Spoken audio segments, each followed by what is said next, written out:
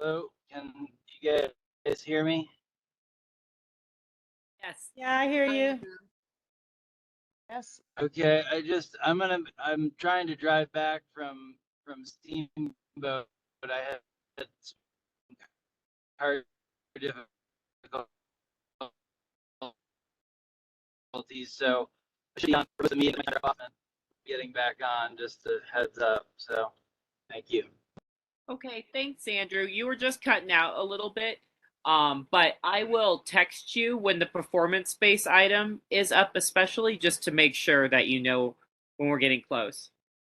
Yeah, I should have like much better service in about 35 to 40 minutes. Okay, thanks so much for letting us know, Andrew.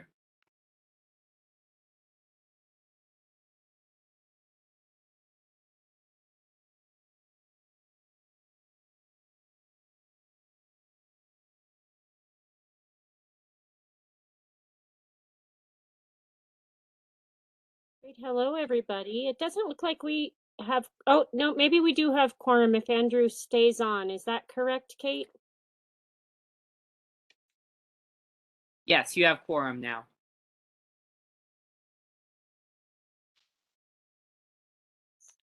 Did you hear that everyone else was going to be here? Steve Careau and Danielle Kraus will not be here tonight. And I think everybody else is on now. Okay, great. Thank you. Let's call the meeting to order at 6:01 p.m. And Kate, would you please call the roll? Yes. Steve Careau, Barb Hart, Yes. Andrew Duart, Yes. Ron Mitchell, Here. Danielle Kraus, Steve Roundtree, Yes. Catherine Vallon, Yes. Scott Papich, Yes, I'm here. Trustee Tanya Corvalin, Yes, I'm here. All right, thank you all. Great, thank you. Hopping into the agenda here.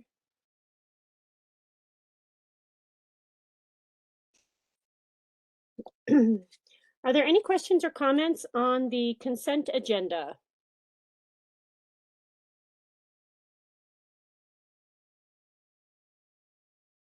Hearing and seeing none, I'd ask for a motion to approve the consent agenda.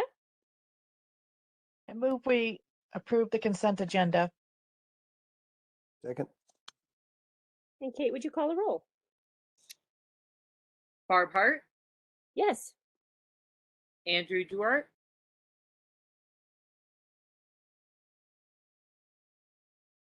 Ron Mitchell, Yes. Steve Roundtree, Yes. Catherine Vallon, Yes. Scott Papich, Trustee Corvalin. Yes. Thank you. Great, thank you. And now, do we have any public comment on non-agenda items?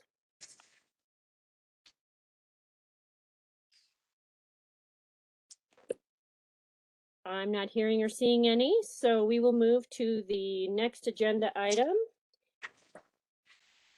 And that is event and traffic control funding requests. And Kate, can you let us know what this is about?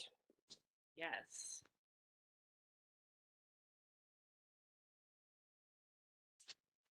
Sorry. This evening, this August, we received 3 different requests for funding for different events, and that is from the Nederland Fire District Auxiliary for the National Night Out, the Nederland Jazz and Wine Festival, and Teens Inc. for Ned Ned. And I believe we have representatives for each of those organizations on here tonight that you will be able to ask questions to.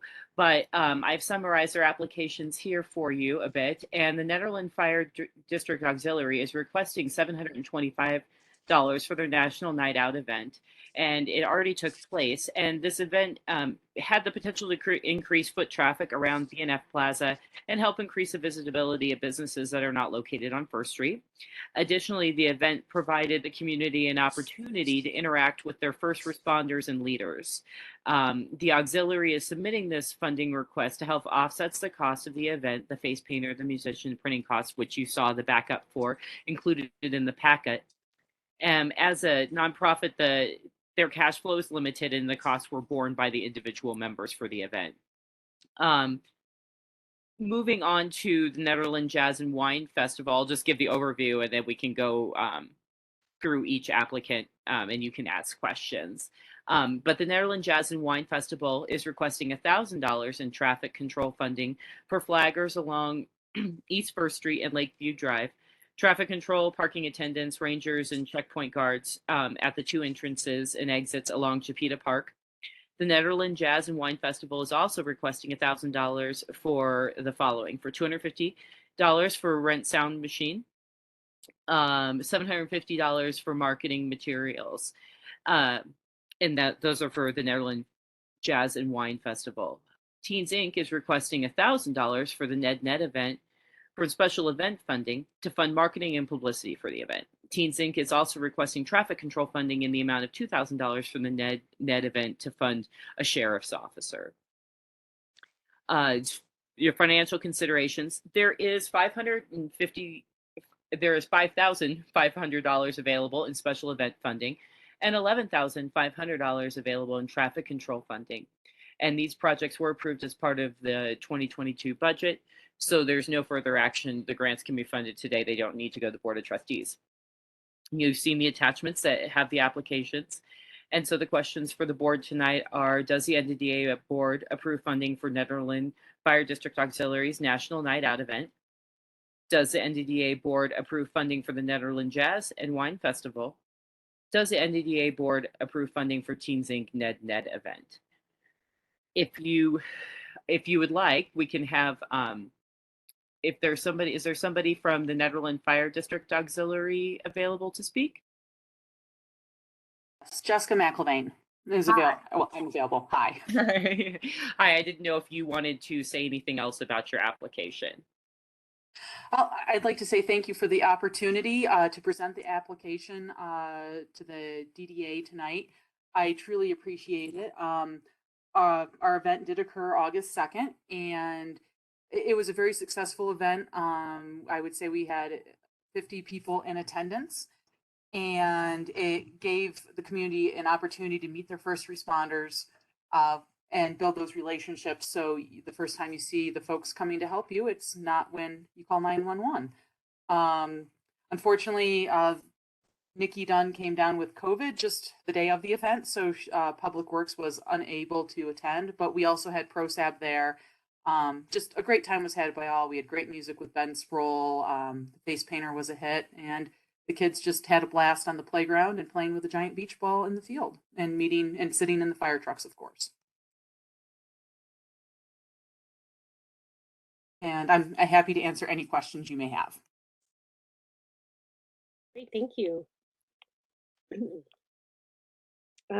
These event requests are pretty straightforward, so I don't know if we want to go board member to board member or if we want to just ask, does anyone have any questions about this grant event application? It looked like a lot of fun, and it looked like a lot of kids were having a lot of fun, and there was a lot of information shared, so I have no questions. Is there anyone else on the board that has a question for Jessica?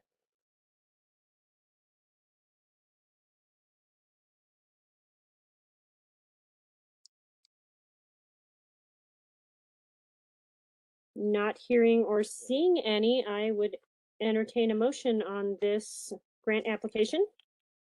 I move we approve the grant application for the Nederland Fire Night Out. I can't remember the exact name of it. National Night Out. Great, thank you, Catherine. I'd second that. Thank you. And Kate, would you take a roll? Barb Hart, Yes. Andrew Dewar. We might have lost him again, but he's working on the call-in number.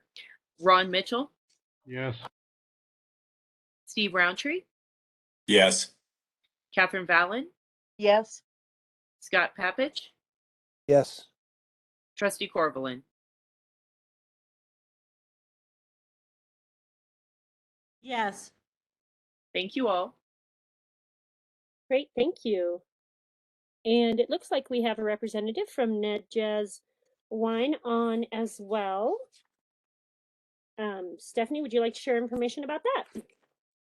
Sure thing. Good to see many of these names again on our second town-related call today. We had the TRC meeting earlier. Many or all of you have heard about this event, which we're really pushing heavily right now. The overview of the event is that it's on Chipeta Parks Field. That's the event boundaries. We have worked with many local businesses to have the stage, thank you Eldora, and booths, thank you Brightwood Music and the Mountaineer, as well as Colorado alcohol vendors, 16 of them, plus non-alcohol drink option. $5 ticket, get to have unlimited tastings, walk through craft booths, community booths, and each ticket purchase goes to benefit Nederland area seniors. This came out of Ned to Go and our ambitious project of educating people about what drinkeries and eateries were open when, and we decided let's make an event of it and bring people together in this new phase of event life we're experiencing. So our goal is to have 500 people there and the 30 vendors, and we have 3 musical acts. One is from Nederland. It's a country jazz act, and then we have from New York City a 5-piece band playing Latin jazz, and then from Denver we have a former member of the Motet playing with a 4-piece and a woman singer. So we're really excited to have music come back on a stage in a professional setting with options to sit under the sun and enjoy a beverage, a tasting, and if they'd like to buy those beverages to take home, they can. And town has been wonderful to allow us to have that retail liquor license as well. There's also games there, and the sponsors have interactive activities. So it's a fun day that's only 5 hours, and we expect it to come for many years past this one. Great, thank you. And does anyone have any questions from the board on this event, Grant?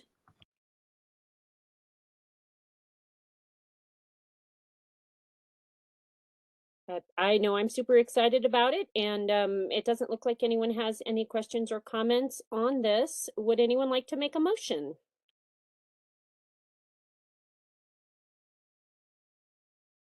I move to approve. Second. Great, thank you. And Kate, would you call the roll? Barb Hart, Yes. Andrew Jewart, Yeah. Ron Mitchell,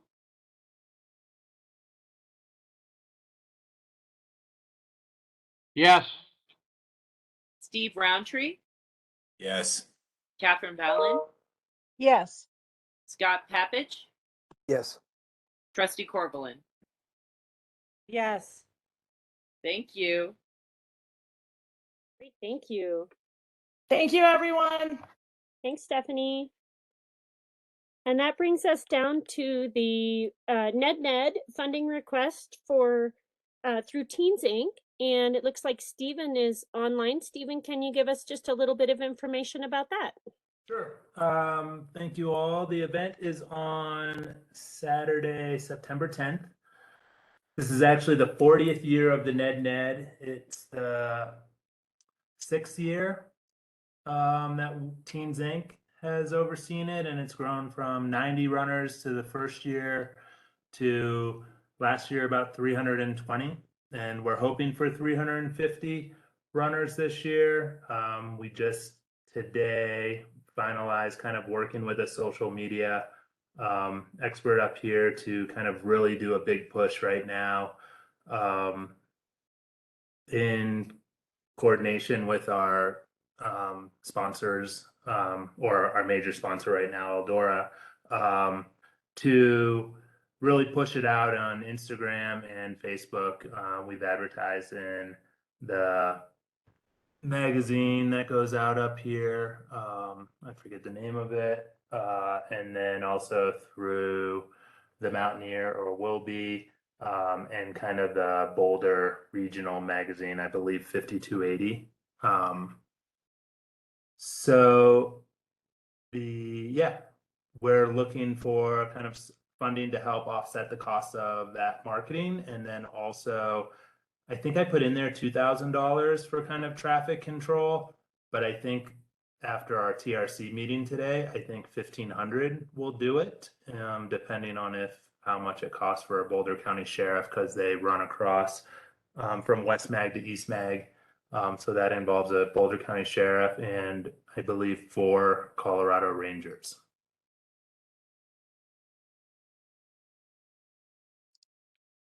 Great, thank you, Stephen. And does anyone on the board have any questions or comments about the NED and Teens Inc?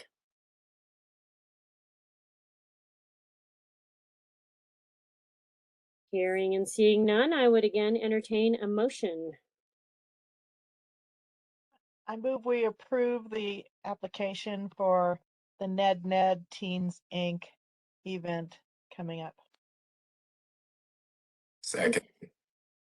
And just, can you clarify, Kate, because one is traffic? Do we need to break it down or no? Or is it? Let me see how I wrote it in the motions. I don't think so. You could just tell me the full amount that you want to do. So you could say that the motion could be to approve funding in the amount of, like for Ned Fire Protection District was $725.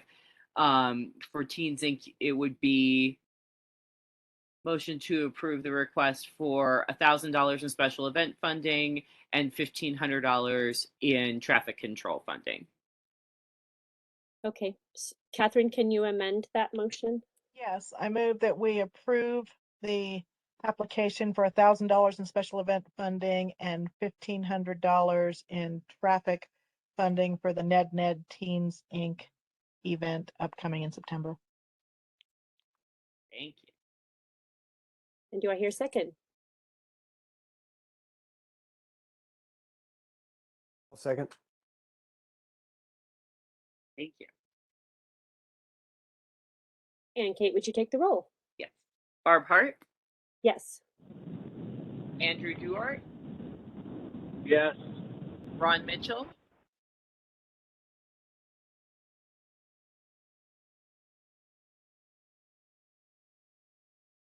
Steve Roundtree,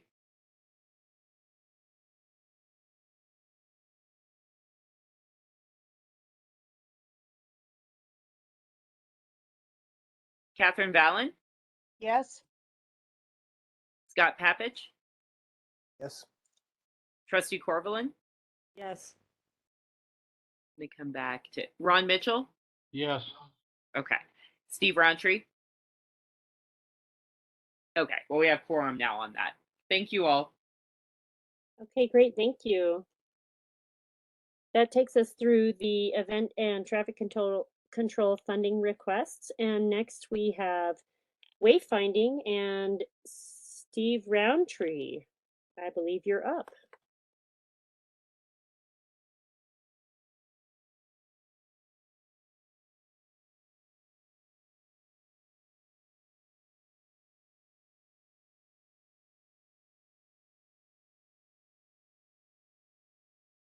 Oh, I think, did we lose him?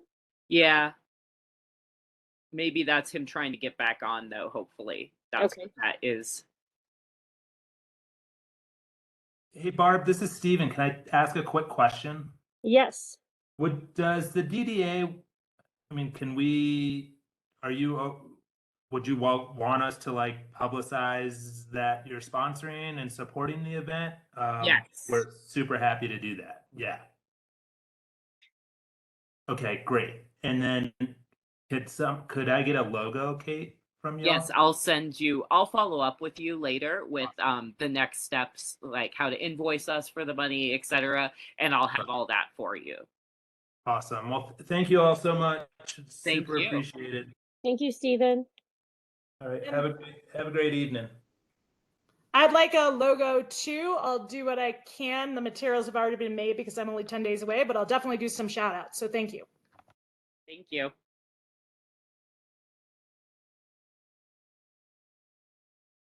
We get Steve Roundtree back. I'm not sure who the call-in user is. That's Andrew, Oh, it is. I believe. Yes, he's. Let me Okay. see. Otherwise, we could pop forward with the covered bridge and go back to wayfinding. I think that's Yeah, a pretty straightforward one as well. Sure, let's try that and give Steve a moment here. Sure. And is Nikki on, or are you presenting that, Kate? I don't. I don't see Nikki. I don't know if Miranda has anything to jump in. I don't have anything really to add. This is coming back. I can just pop it into your memory banks that we discussed it last month. The possibility for us to look into funding this project in this year. And hold on, let me get to that we could look into funding this project in this year. And the board had asked for, getting to the point, the quotes for the roof were coming in at up to $8,000, and potential bids for painting and other repairs were for another $8,000. And after discussion at the July NDDA board meeting, there was discussion of up to $20,000 in funding, as well as questions as to whether these costs should be shared with town. So it's coming back on an action item for you this evening to decide if you do want to fund this project from funds this year, at what level you'd like to fund it, and if it's all right with you to take the money in that was approved from wayfinding, so that we don't have to go through a supplemental budget process. Because we've talked about that wayfinding is not going to spend down all their funds this year, and so we could take a potential of up to $20,000 from that pot and use it on this to forward that project, but that's at the board's discretion. So there's the context. I don't know if Miranda or anybody from town wants to jump in. It's Miranda. I don't necessarily have anything to add. I think that the ask is just whether or not you feel committed to wanting to fund this, so Nikki can start to gather estimates and bids for the work. So Miranda or Kate, correct me if I'm wrong, but I think we were asking whether or not this would be a project that we would do in conjunction with town, or if it would fall only on us to fund it. So I didn't see that information. So I think we're fine to bring this to the Board of Trustees. I guess that maybe I would caution that based on recent board conversations of like wanting to see maybe the DDA help more financially. We've obviously heard some board members state that. So I may encourage you to reconsider a 50-50 split. But if that is the desire of the DDA, then of course we will go to the board and ask for that. Okay, great. I guess without clear direction, let's go around the circle one time and ask if anyone else has any questions or comments. And let's start with Steve Roundtree.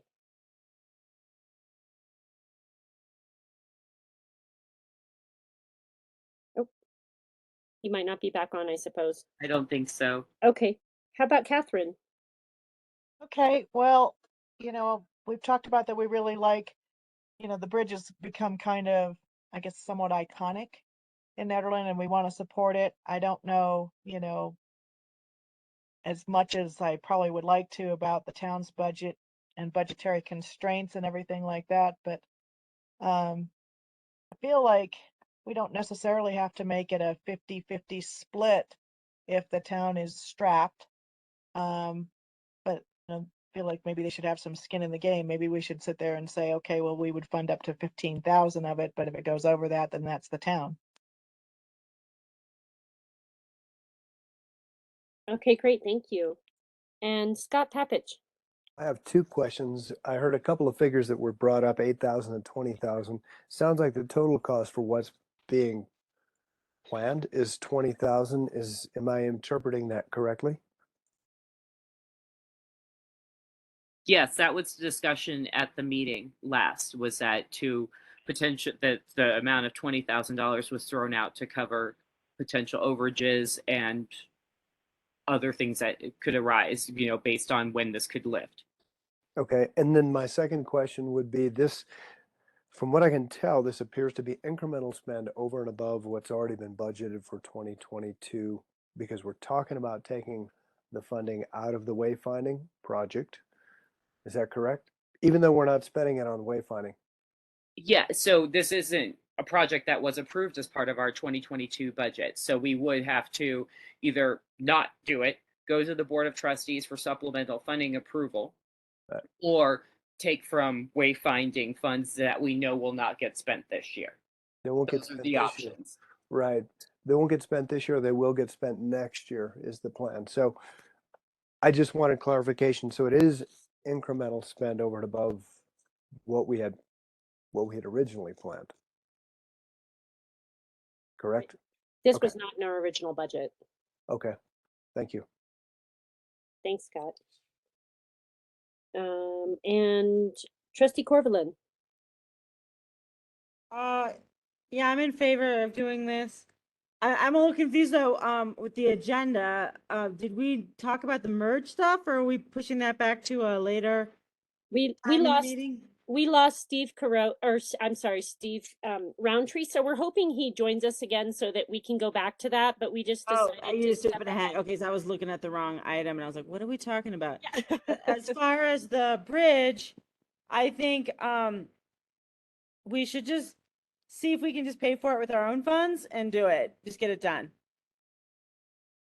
So you're in favor of the up to $20,000, is that? Yeah, let's just do it. Yeah. Great, thank you. And Ron Mitchell. I think the bridge is a town asset. I think the bridge should be maintained by the town. And I think if we pay for the bridge, we'll be asked to pay for half the potholes too. I'm not in favor of funding this project. Okay, thank you. And do we have Andrew back on? Yeah, can you hear me? We can. Okay. Yeah, I mean, Nope, we lost you. We lost you. the bridge chances and, the being their preference, if we could fund the whole thing. I don't know if there is a way to defer any,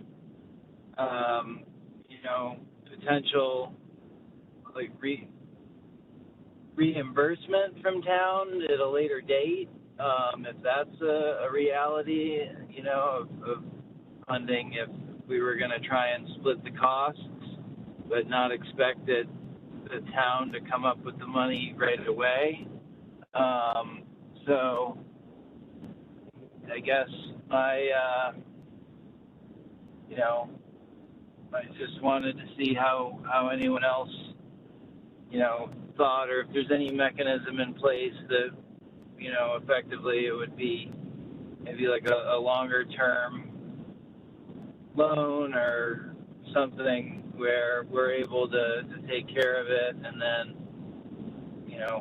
when the town is in a better position, be it after potential tax increase or, future budgets, if that those funds could be recouped one way or the other. I think those are my thoughts. Great, thanks, Andrew.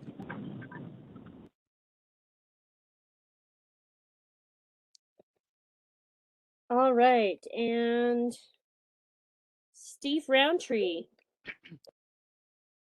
Hey, sorry, I just got booted out and was trying to get my internet back up at home. So I've been gone since probably for 10, 15 minutes. That's all right. We moved on from, we'll go back to wayfinding item, but we moved on to the covered bridge conversation. If you're at that point in our packet, and so we were just looking for some feedback from you on that. But we're super glad that you're back on with us. Yes, ill-timed. That's always how it goes. But yeah, I think that the covered bridge project is something that's important for Nederland. The only piece of the conversation I heard was the tail end of Andrew kind of mentioning, maybe recouping some costs from the town at some point. And then I guess the other piece that I noted in there was that it's looking to use wayfinding funding.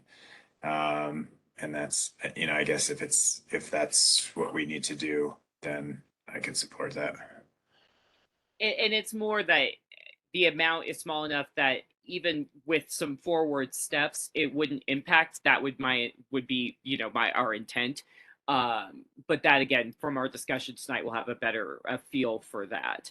And it won't, we're just using that money because it would already be approved as part of this year's budget. It wouldn't take away money from wayfinding. We would make sure that, that the whole project had what it needed in 2023. And that'll be a part of our budget discussion.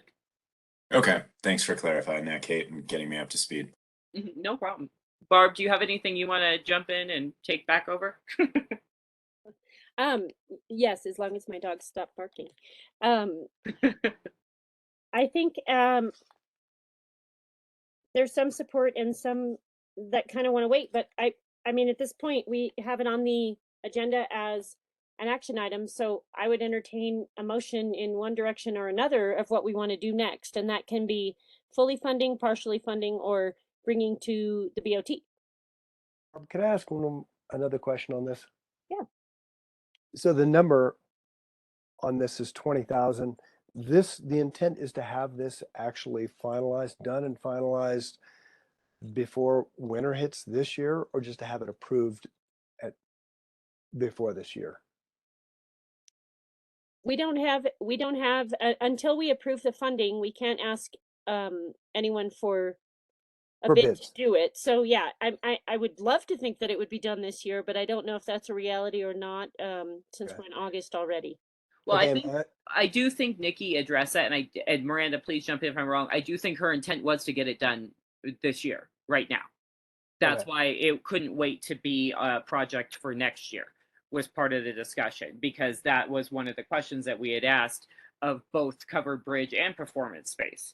Are these, is this something that can be a part of our 2023 budget, or does it need to be something that can spend down and be done now? And so that was part of the conversation. I'm not sure, and I wish Nikki was here. And so if Nikki told you that, then I'm totally off base. I don't think from a capacity standpoint, she can take. Okay. And so I think when I mentioned to her that we'd be looking for a 2023 budget, she agreed. We were going to address some of the things, like there obviously is a pothole. There's some things that we need to take care of now, and we can do so. We can do like the patch repair now, but I don't believe with the GOCO grant that she could take this on. Okay, so then why don't we move this item to as part of the 2023 budget, and it can get voted on a part of that? Does that sound like a better plan, Miranda? Does that seem more reasonable? Yeah, I'm sorry if I missed that. And I'm speaking for Nikki, so I hope I'm not off base, but I do recognize with the project she has, this may not be feasible. No, this is great. And this is conversation that's been going on for a couple of months now. So, the world it's changed a lot since we first started talking. So what I was wondering is, can we just end this action item kind of and move it to a 2023 budget, since it's not asking for the same action as part of 2022 budget?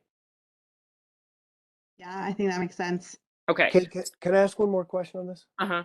Was there a portion of this that was earmarked for doing further like mural work on the bridge, or was this all just to get the bridge back in the condition that we want it to be in? I think it's a little both, Scott. I think it's because even just the roof can't go back to the state it's in now. Right. And so I think that there's a desire to do some restoration plus rebuild what can't continue.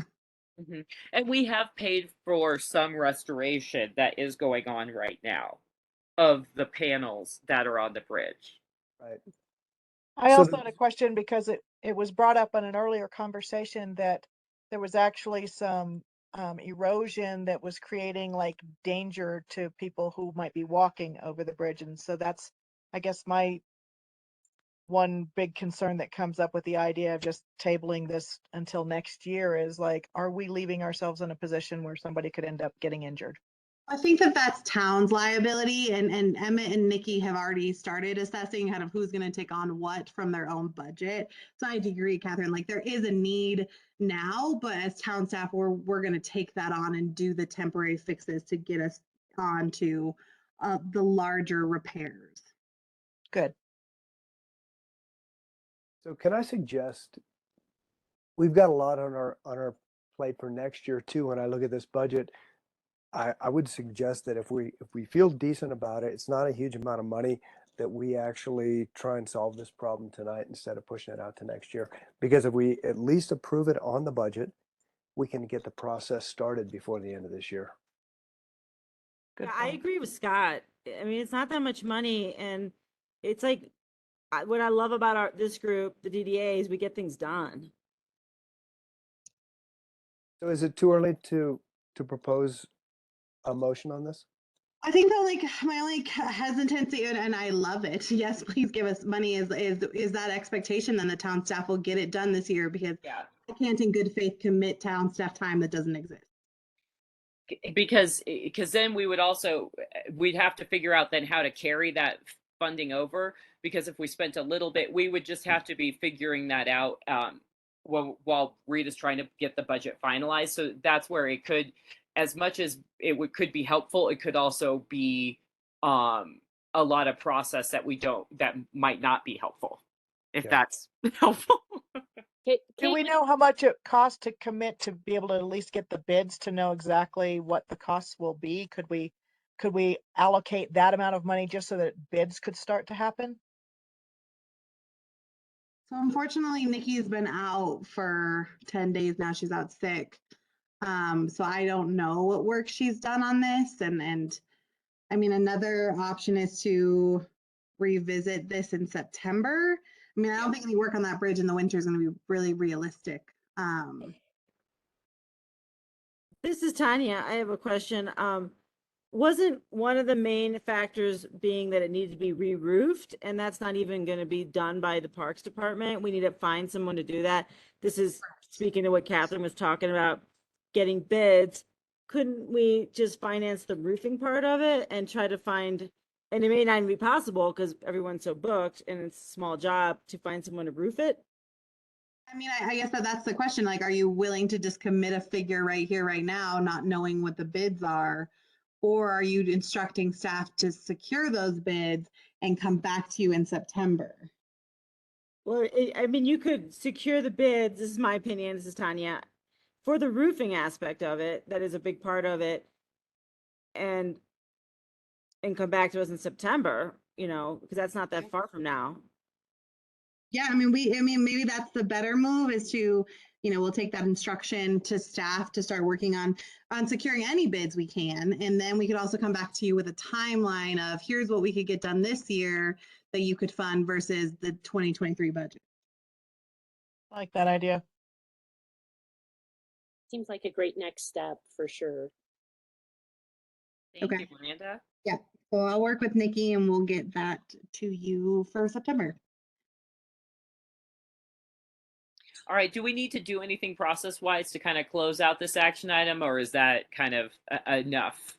I would do a motion to table this, because if you want to keep it as an action, maybe just for official, just do a quick motion to table to September. But I don't know if you need to do roll call, Kate. You can just ask if anyone's opposed. Okay, thank you. I move we table this item until next month. Anyone opposed?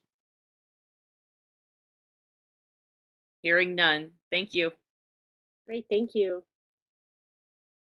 So the next, so Steve Roundtree is back on, so let's go back to wayfinding with Steve Roundtree. Yeah, thank you. So we've got a in the AIM, Steve Crow put most of this together. So while he's unable to attend tonight, I want to give him credit for a lot of the effort he put in here. So the Wayfinding Committee is seeking guidance and approval to move forward with the next phase of the Wayfinding project and begin the process of developing an app.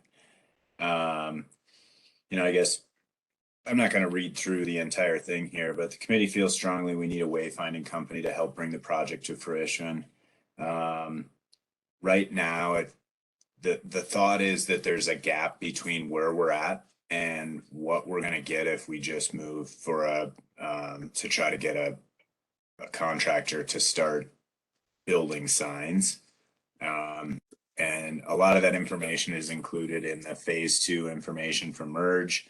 But the goal is to be able to get some comparable bids and also to have some guidance as we move through the next phase of this process. So that's really the big piece of it. And then the secondary piece is also trying to kind of segment out the wayfinding app conversation so that we're able to move forward with the sign component and keep that moving. And not kind of stay in neutral, which is where we've been, so that we have the ability to kind of plow forward with phase 2 on the actual signs and then work separately on a wayfinding app so that they're kind of unbundled from each other. So ultimately, I guess the questions before the board: does the board agree with that Wayfinding Committee should engage Merge for phase 2 of the wayfinding project, or does the board think we should search for capable sign fabricators instead of engaging Merge?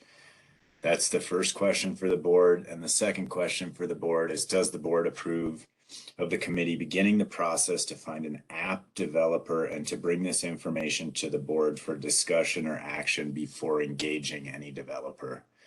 So those are kind of the 2 goals of the AIM tonight. And if anyone has questions and you want to fire away. Great, thanks, Steve. Let's go around the circle real quick and just make it easy so that we're kind of all on the same page. And let's see, if Andrew's still on, let's start with Andrew. Yes, can you hear me? Yeah. Okay, so I think from the history that I've heard about it, and just to recap, is that we know Merge is not a builder fabricator of signs, and that we're considering basically trying to take the phase 2 and solicit other companies to provide pricing for the fabrication and install of signs. And would that be as well as the phase 2 design, or, and I apologize that I don't have this information, but is like the phase 2 sign design done, or that's the thing? It's we'd either, I guess my question that I'm trying to understand is, if we pay what I'll call phase 2 to Merge, will they only effectively, give us the design and the location and the content, and then we'll need to go out and solicit quotes from fabricators? Correct. Correct. Okay. Versus, my thought generally is that, owning a design and having a design and then being able to solicit different fabricators would probably get a better, be more inclined to get better pricing than if we were to go under contract with another firm who would have to spend kind of some time getting brought up to speed, and then be, tied in with that firm to also do the fabrication and installation. I think what I'm seeing is like Merge is kind of like the architect, so to speak, and they can do the plan, and once we have the plan, we can go out and solicit, multiple different proposals. Whereas if we were to go find another company, we'd have to effectively get like, a design build thing going on where, so in my opinion, it would seem to be more efficient to keep merge and go get the design that then could be solicited by other fabricators, if that makes sense. That's my opinion. Yeah, thank you. I think that's in line with the recommendation of the wayfinding committee. Great, thanks, Andrew. And let's go to Catherine. Well, it seems incredibly complicated, all the different pieces and parts that have to go into getting this done. But yeah, it seems like in the interest of trying to be as efficient as possible, proceeding on with merge seems like the next step. That's all I've got. Great, thank you. And Scott. There's a lot here on this one, a lot of moving parts, but it sounds to me like the best thing to do is to take advantage of what we've already gotten done with merge and take it as far as we can with them and then probably use the recommendations and design that they can provide. Great, thanks, Scott. And Trustee Corvalin. Okay. Well, I mean, I agree that we need to continue with this but I'm pretty confused because I kind of thought that what's going to happen for phase 2 is kind of what they were doing in phase 1, like finding where and what to say on the signs, like all of this that I'm reading for phase 2 is kind of what, I mean, you would imagine is the first phase. What did I don't want, maybe I'm just kind of coming into this late, but what did they do on phase 1? Yeah, Tanya, I think that the details of that are laid out on page 36 of the packet. Which I did not read. Okay. Okay, so I phase will do 1. that. I'll do that on my own time. I can run through it quickly if you'd Well, like. if you want to, I know we got a lot to do. So sure, if you're. It was wayfinding analysis. So I think that was really kind of the massive map that says, basically what do we want, and the schematic design to be able to say, here's just an unfiltered look at everything that could happen. And then phase 2 is detailed out, page 36 and 37 of the packet, really run through all of the support that's there to get this from a laundry list of potential signs to more of a curated down to the details that we can turn over to a contractor to get things to bid. Yeah. Well, I agree with everybody else that we need to do the phase 2. That's if we want to stay in line with getting this done. So thank you for this detailed package. I'll look at it later. I appreciate you going through it. And I also do think an app is really great idea. So I hope that also gets approved, or I don't know how much that's going to cost, but yes, on the app.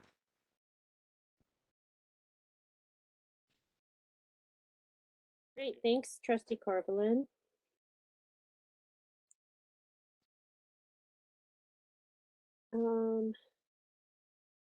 And Ron, do you have questions or comments? As far as the wayfinding, I'm all for an app. I'm not for putting up more signs that have to be maintained around town. And I'm not sure that I would want any funds taken out of the wayfinding, because I'm not in favor of using any of our funds to repair the bridge.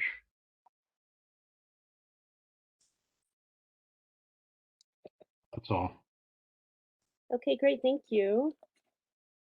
And let's see, I don't really have any questions or comments. I talked to Steve Carreau at length about this, as well as others. So the question before us is, do we want to move forward? Which motion would we like to make with this action item this evening?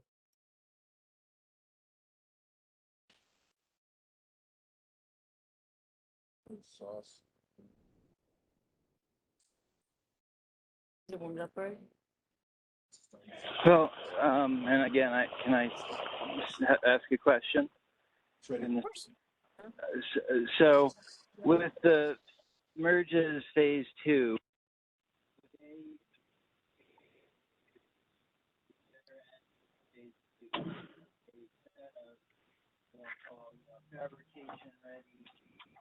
I can't hear you, Andrew.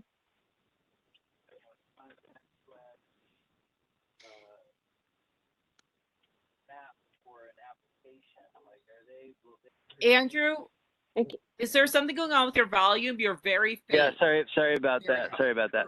I guess my question, if you can hear me now, would be if Yes. merges phase 2, when that's over with, will they produce either fabrication ready designs for signage or, you know, a graphic map for a web application? Is that what they will produce when they are done with phase 2? Does that make sense? 'Cause Yeah, again, okay. So yeah, I think the answer to that question, Andrew, is it's in page 37. It's the design intent drawings, and it's getting things to a point where we can like get them to a contractor and have a construction of them. So yes, I think yes to that. And then the reason for splitting out the app component is it would be extra to use. We just go find a contractor for the app. So that's the second question to the board, is to basically split this out so that we can plow forward on the physical sign component with phase 2 with merge, and split out the app so that we can work with someone who's more appropriate for that. Yeah, I understand the web application thing, and I guess my hope would be that merge intends to produce like actual drawings of, if let's say a hypothetical sign, you know, it would be two 6x6s with a 6x12 top piece with the connections specified, you know, like the actual construction details that can be put out to bid, and that we wouldn't then have to go to another firm and have them create those construction details. Because I think, again, if it's just more content and recommendations about location, but less nuts and bolts about, you know, this is this construction and type and this specific sign A and sign B and sign C, then, you know, I guess that's what I'm trying to, and this may be in page 37, so I apologize if it is, but yeah, no, that would be. It is Andrew, and that is exactly what it is, that they provide the details to be able to have technical specifications, materials, products, basically so that we can get this out for a bid, all of the details there, so that when a bid comes back, it's not going to be every contractor deciding how they're going to build something based on a loose picture. It's technical design intent drawings and bid Great. documents. Okay. Thank you. That answers my question. Yep. Yeah. Steve Roundtree, does that also include them working with the Town of Nederland and CDOT to make sure that all of this is able to be moved forward?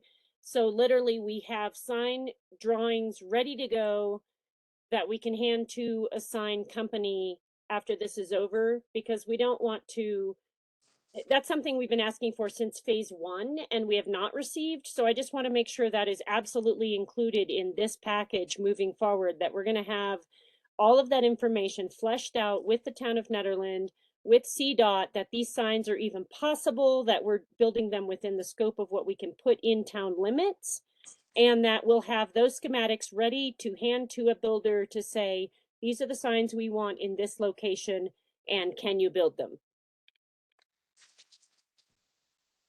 Yeah, I'm looking for the exact location in the proposal that has that detail.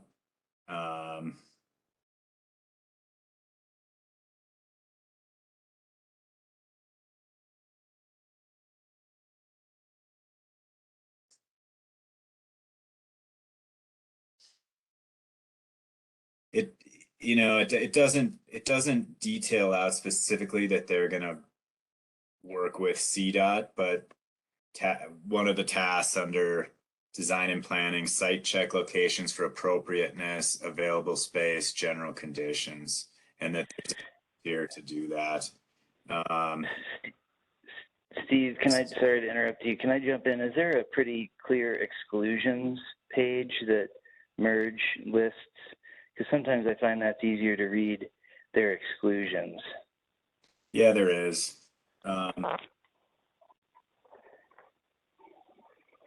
Do we have that? Because we only have 4 pages in our packet. Yeah, it's the additional services component would be calling out things that aren't in there. So it's in page 39. Okay.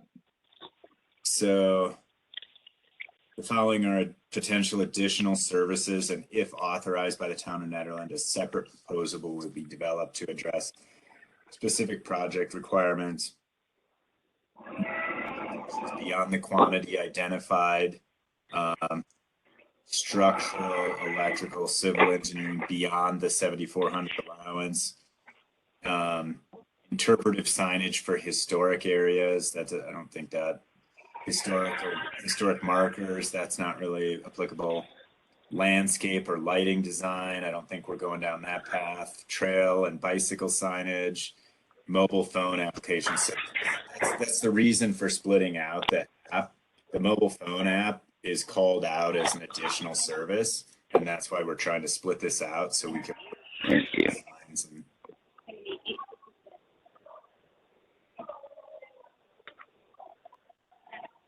Okay, great, thank you.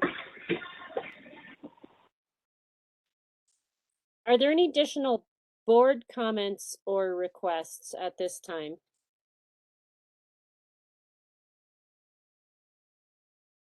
If not, I'd open it to public comment. If there is any public comment, I think we only have one member of the public on still with us.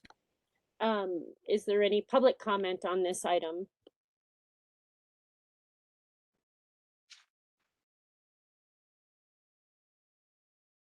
Hearing and seeing none, I would entertain a motion. There are obviously a couple of motions that could happen here. We could motion to move forward with it. We could motion to request for more information. If everyone is not comfortable with moving forward, but we have to do something with it because it is an action item tonight.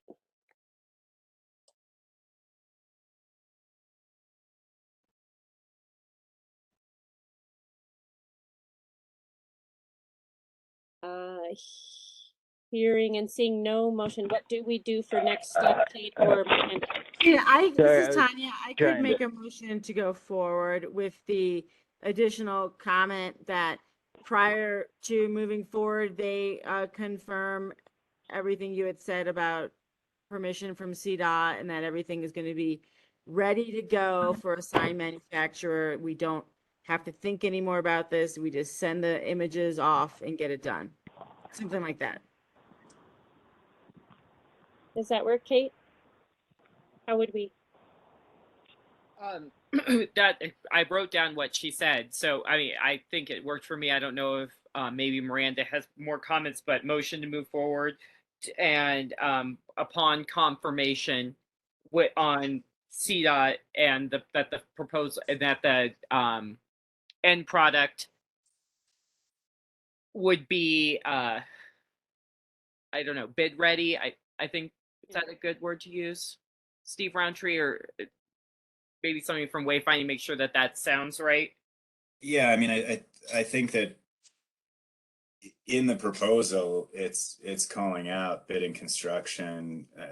I think that that's in there. It doesn't specifically state CDOT, so if there's a desire to add that, we can. But but. Yeah, that has been a comment that has been received. So I think that it would be helpful to have that in the motion. Because you're right, the other things are covered, but let's make sure, since that has been a comment and that can be a part of the motion to move forward.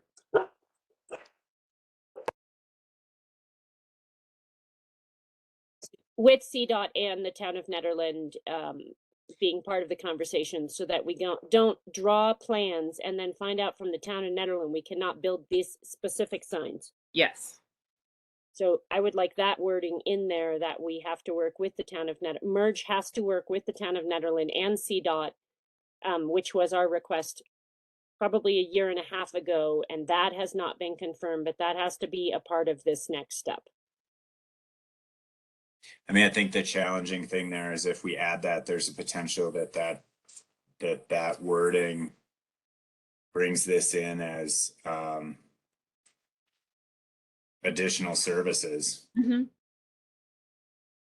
Then we need to know a price on it, because this is what we've asked for from the very beginning, is that we know that we can build these. If we spend money having them tell us these are the signs that we want and need in town, and town comes back and says you can't build those, they're over the square footage allowed for a sign, which is a town code, we're wasting $20,000 with Merge to come up with ideas we will never use. So that is something that we can't move forward with additional money for this project until we absolutely know what it's going to cost for them to be dealing with town and CDOT on these signs. They're all in the CDOT right of way. If they're on the highway, they're in the CDOT right of way. If they're not on the highway, they're in town limits.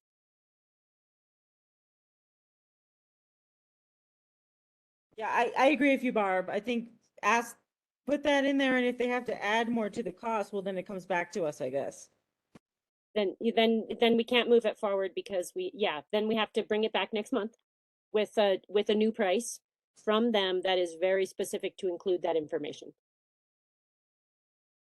This is Scott. I don't think there's any way we can avoid doing exactly that, Barb. We're committed to going forward with this project, right? It's in our budget for next year. We can't make a wise decision until we know exactly that these guys at Merge are going to do what we need done. It complies with what the town and the state need, and we know the price before we pull the trigger.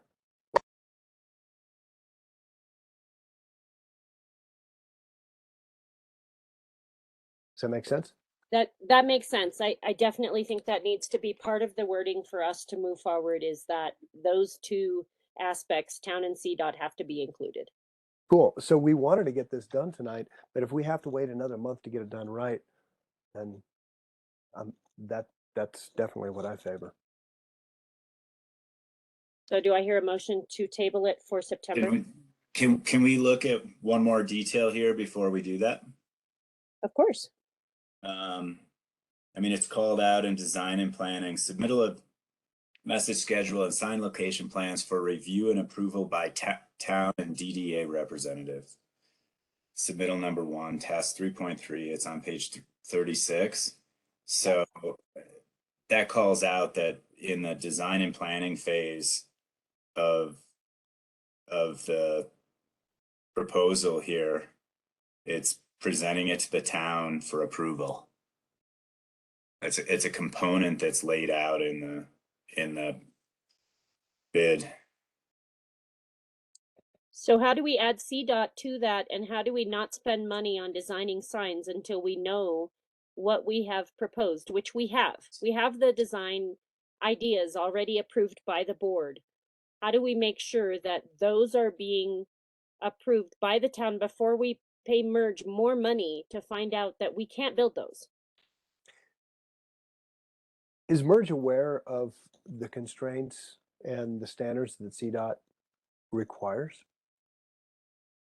They say they work with CDOT all the time. They have not worked with town, and our town standards are very specific. Our sign code is very specific in town. So we have to have both of those components met to be able to say we're going to spend more money, because otherwise we're going to say we're going to give you money and they may not be able to build any of these signs. These have not been brought to town at all, as far as I know. Nobody's talked to Cynthia.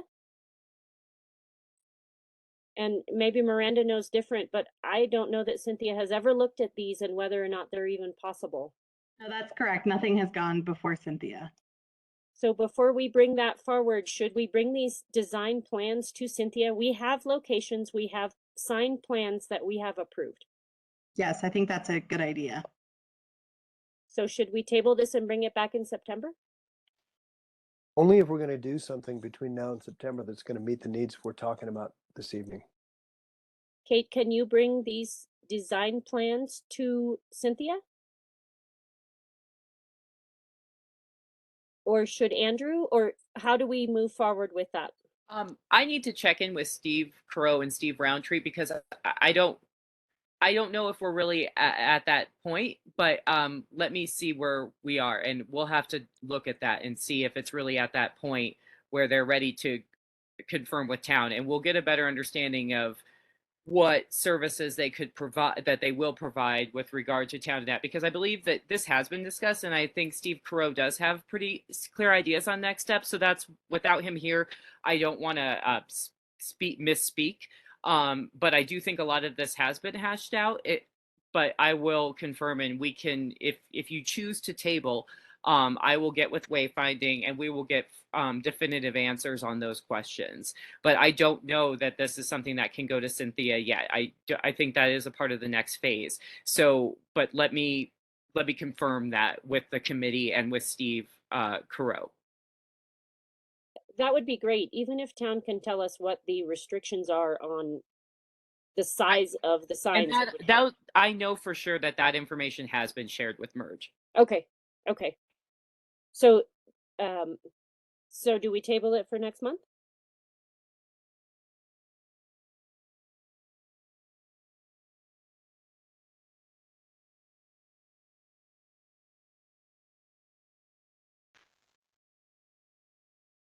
We can entertain a motion to move it forward or a motion to table it, but we have to have something because it is an action item. I move that we table this until next month. Second. And Kate, would you take the roll? Yeah. Or do you want to opposed? Yeah. Hearing none opposed. Oh, go ahead. But this is Tanya, but tabling it, does that mean that you guys are going to go back and talk to Merge about just verifying? I don't think it's very complicated, just double check. Yeah, that's exactly what we'll do. And I'll check in with Wayfinding and we'll send out something. And we'll send Perfect. out. Thanks. Thank you. That brings us to, somebody has really bad feedback on the background there. That brings us to the performance space budget request. And it looks like Andrew or Trustee Corvalin will be presenting this. Yeah, hopefully you can hear me. Yep, we can hear you. Okay, so I think there's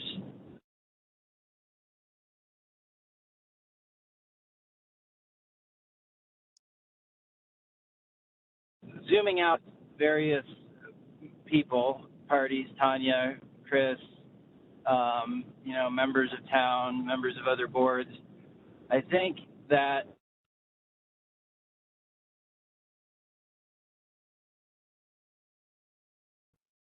You're cutting out, Andrew. All right, I'm gonna try and pull over so that I can hopefully have better service here. We hear you well right now. Okay, let me try and pull over. So the fact that somehow, somewhere, it was kind of decided that this spot north of the sewer treatment plant is where the performance space is, like the only place for the performance space. And, I'm still not necessarily, of the mind that there is any definitive spot yet, but that a lot of the desire is to have a performance space and to have one in this location. And so I think my thought was the very first step was to understand what the limits and restrictions are on construction in that area. And that way we can begin to start to understand, and I spoke with Scott, and I think he can probably weigh in a little bit as well, just a bigger picture sense of what is the ultimate, goal of the performance space. What is the capacity? How often will it be used? How many events a year will happen? Will they be all free? Will some of them be charged? Who's going to administer, that and do that type of event planning? I think we're all in agreement that we want something somewhere. And, I've been told that this is the place that the performance space is going to exist. However, given the fact that, if a performance space will cost money to build, I think everyone's hope that eventually it covers its costs. And then, if doing this first step, which is hiring JVA to explore the limits and restrictions, we find that, well, really it can only accommodate, X amount of people, and or the construction is such that it's not ideal without, several $100,000 of civil engineering and drainage and grading work, then what this JVA survey, flood map, and site plan might do is just say, well, yeah, this in theory could work. However, at what cost, and is it really serving the needs of what the town desires? So I know that there's also been talk, Barb and I talked about making sure that the Gercio Field, area got kind of overlaid or laid with a large site plan of the Gercio Field area and this performance space. But so I don't know if really what I'm saying is making sense, but I think what I'm trying to get across is that the goal of this initial survey, flood map, topo, and site plan is really just the very, very beginning of a feasibility, assessment of if this area is, what it can do. And then I think also a lot of other discussions need to happen about what, the potential for performance space and use and incorporating, high school and teen center and obviously local musicians and other things. And, whether if we're thinking about again, these are bigger pictures, and I don't want to get off track of do we want to fund JVA money to do this? But I just wanted to kind of preface this whole thing with my more macro sense of where the performance-based dialogue is at this point, if that makes sense. I'll let Tanya and or Okay. anyone This else is want to Tanya. chime in. And I agree with everything you're saying. The idea for this 8,500 is to find out if this location is going to be possible for a performance space via the floodplain, the topography. Is this the right spot? And how much would it cost? I mean, I hope they give us a more or less how much it would cost to do what we need to do out of all this. And then based on that information, we can go forward and say, yes, this is a good spot. And if the answer is no, this is not a good spot, then we have to start looking for another spot, be it Gercio Field, or, I mean, there really aren't a lot of spots in town is the problem. So right now, this spot, if you've been down there, is really unattractive and not an asset to our town whatsoever. So the idea would be, when it's not being used as a performance space, this area would be landscaped and not, just a pit. It would have, functions for people to just gather or walk their dogs, or it would not be, I don't know, maybe it could have other functions besides performance space, but I think this funding is important right now. So to find out if we even have a place, if this is even, is this just a dream or can it be a reality? So I think for 8,500, that's not a bad investment for our town to find out what this space is good for. Maybe it is just good for what it is, which is nothing. But I hope the answer is that it can be turned into a performance space. This is Scott. I'd like to weigh in on this. Great, Andrew- thanks, Scott. Andrew, I agree with everything you're saying. Obviously, that's a conversation you and I had a couple weeks ago. I think that this makes me think of getting an inspection on a house that you want and then finding out you don't want to buy the house because it's a disaster, or it'd cost a fortune to make it work. That's money well spent, right? So if we spend some money to find out that this space just isn't ever going to be good to build anything on, we need to know that. 85 sounds like it's a lot of money to find out you can't do anything with it.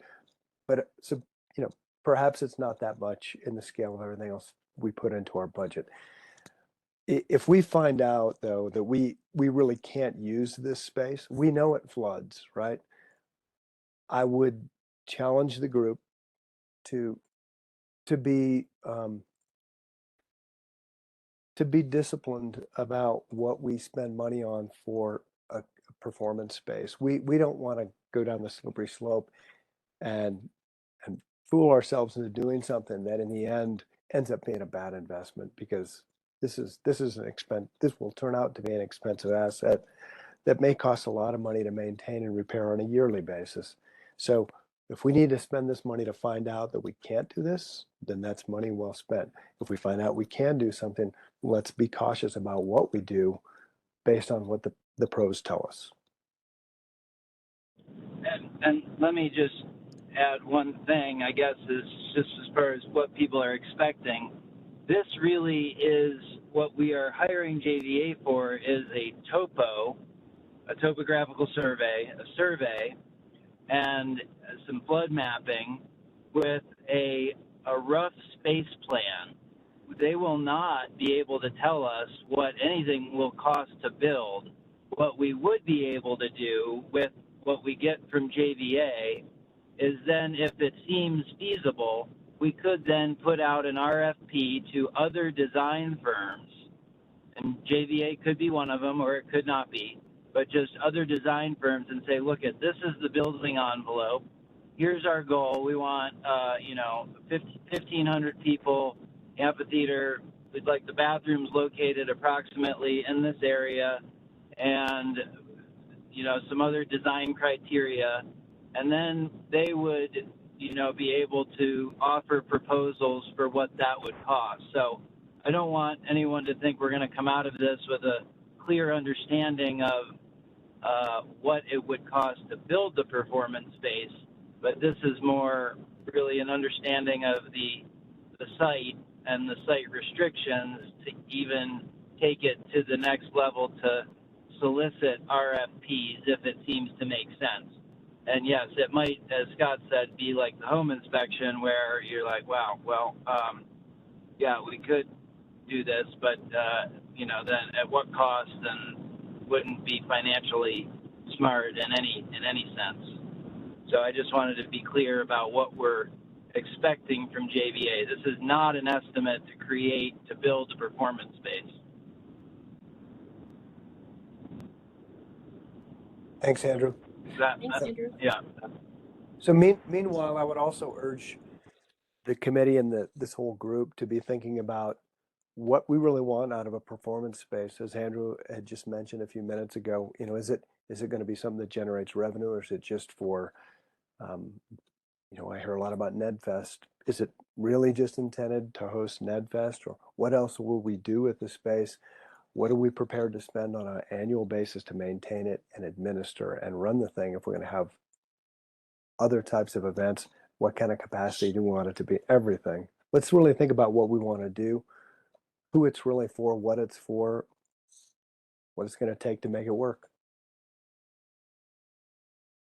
Great, thanks, Scott. Thanks. Let's go around the circle a little bit. How about Catherine?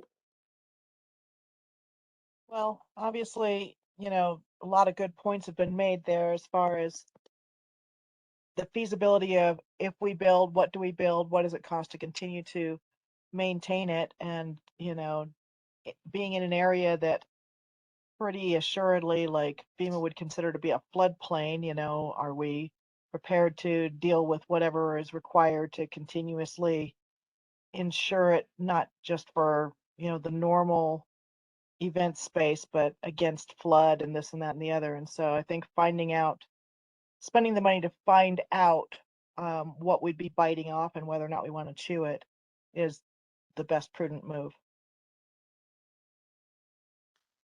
Okay, great. Thank you, Catherine. And Ron.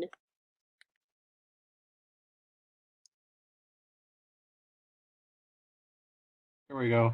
Got a little trouble getting it open. Let's make an assumption that you can do this. And I heard maybe several $100,000 in terms of development costs. You're going to have to borrow that money and you're going to have to pay it back out of earnings from the site. And this is where, when my turn comes up, I think it's incredibly important to be able to establish commercial credit outside of the town where we could borrow enough money to complete this project and have the returns pay for it, particularly use fees. So I am entirely in support of getting some sort of feasibility study to where you know whether or not you can build something here and where it can be built and where the floodplain lines are. Because if we only have 25 or 30,000 square feet out of the entire area there, that's not going to be enough to do what we'd like to see done. Got a lot of open space there, and Andrew's absolutely right. We don't know what we can do with it. So until we know that, by getting the topographical information, the legal information, and the financial information, we're sort of stymied. So I profess that we should get the feasibility work done and done right away. So if we have to look elsewhere, we can do it right away and not delay this. This has now been in the works for 2 years. Let's do something. Thank you. Great, thanks, Ron. And Steve Roundtree.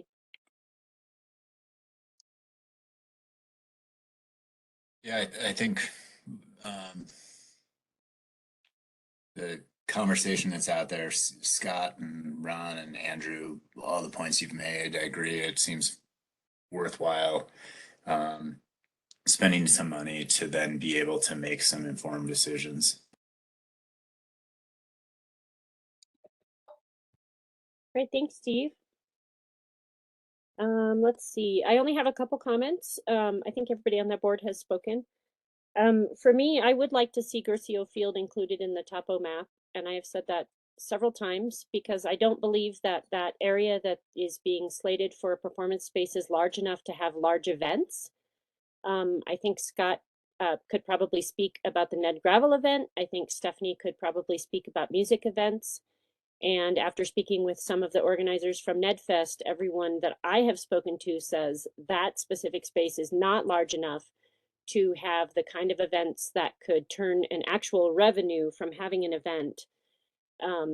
As well, I think in the long run, if the downtown development ever happens, we would be looking for a space to have our farmers market, and that space is definitely not large enough for that. So I would love to see the mapping that we're talking about happening include Garcia Field if that is a possibility for us to include. I realize it may not be right now, and maybe this is just a starting point, but I would like that to be part of the discussion of having a performance space and how to maximize the space we have available in town, that's the only space that makes sense to have that type of event at. Those are just my comments. And I would ask now if there are any public comments.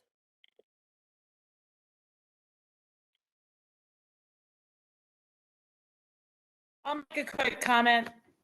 I was sticking around to hear this part of the conversation.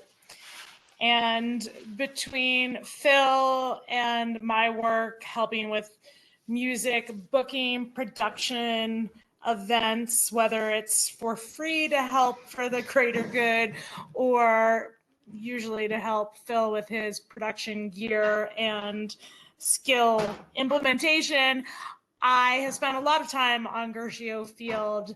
I'm very excited. I think that Barbara brings up a very good point that perhaps there's a little committee to discuss and walk around with the reality of the views are, what the land is like, what people have been used to. And I think we have to consider going forward, not backwards, with what has happened, but what can happen. And several people in the community have talked to me about wanting monthly events. I've heard from them. I listen. It's just because I'm out and about and they know other events that I've been involved with. So I'd like to weigh in with their viewpoints. And I think waiting for a period of time to gather more information is the smart way to go.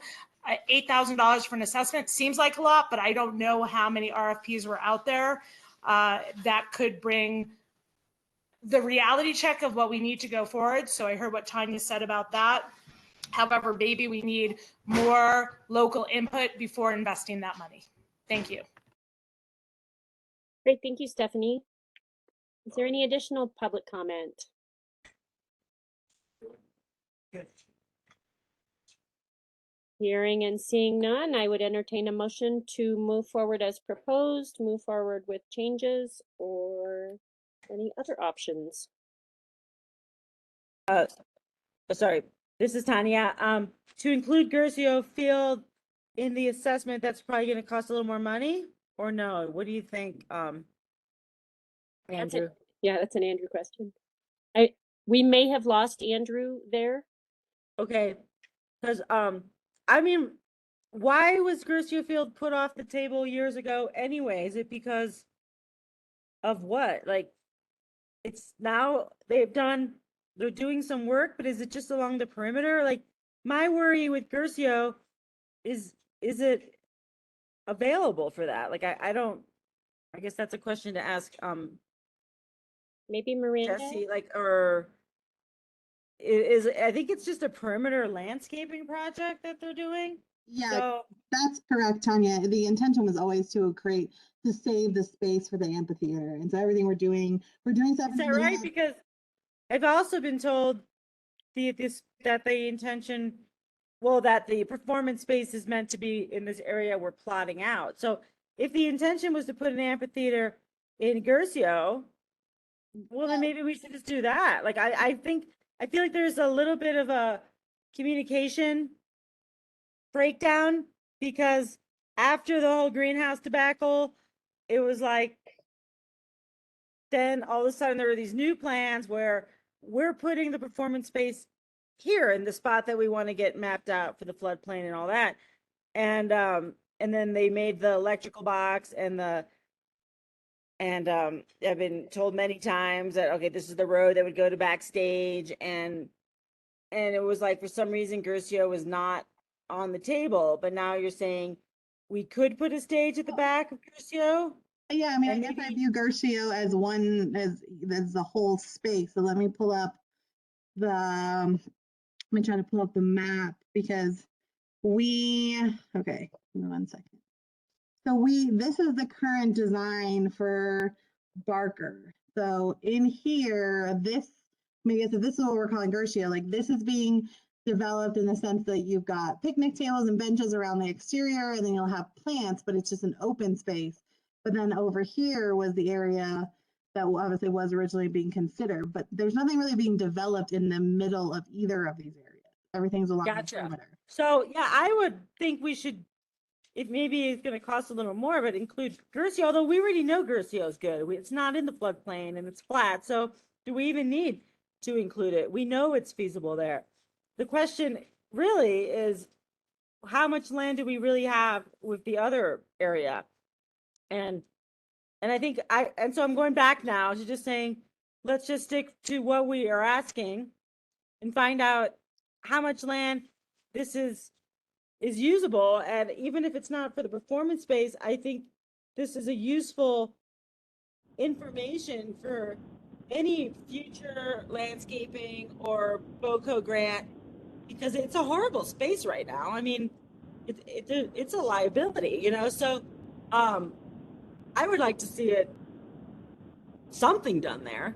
And if we end up using Gercio for the actual festival, which would be great with me, maybe that other area becomes just like a landscaping area. I don't know, but how much, you know, so that's what we need to find out, how much area is available. And so I'm kind of going back to just like, let's just stick with this and find out how feasible anything is to be built there, be it, you know, a pump track. I mean, anything that could go there. Tanya, I think you're making great points here, and I think it leads us right down the same track, which is Right. this study done for $8,500. But something I would like to know, not just is what does the topo map look like, and you know, where is the flood line, but I would like to know, without specifically what is it going to cost to build. I know they're not going to tell us that, they can't tell us that, but what I would like to know is if they can give us any expertise or advice on whether or not it's even possible or advisable or crazy to try to build anything on the space that they're about to look at for us. Yeah, I agree. Okay, I mean, so I think that's what this is all about, is like, Yep. is the space even viable for anything But we besides can, plants? right, we can still crack the nut of a performance space, but we're dying to know whether or not we can ever do anything on that space. So Yeah, we're right back to moving forward with the study, right? yeah, yeah. I mean, I think we all agree. I just was like Okay, going back and forth about Gercio, so that's fine. Barb, do we need a motion on this? Yeah, I would entertain a motion. I move that we move forward with this $8,500 agreement with JVA to provide what they've already promised to do for us. Second, Kate, do you want to do a roll, or do you want to do it just if anyone disagrees? No, we'll do roll for this. I think the Thank you. tabling is just a little different. Yep.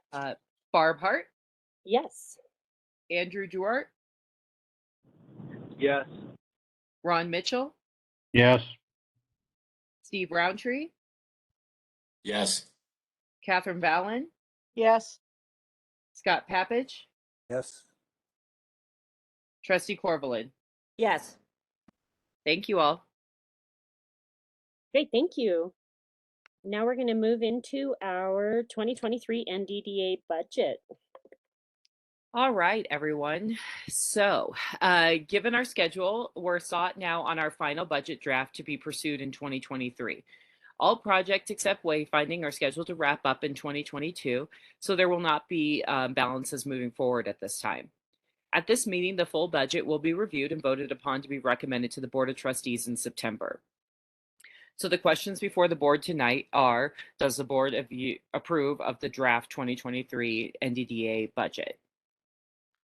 I am going to, Miranda, would you mind putting this up on the screen? Yeah, sorry, I don't have it. I don't have the packet up. It's going to take me a minute. Oh,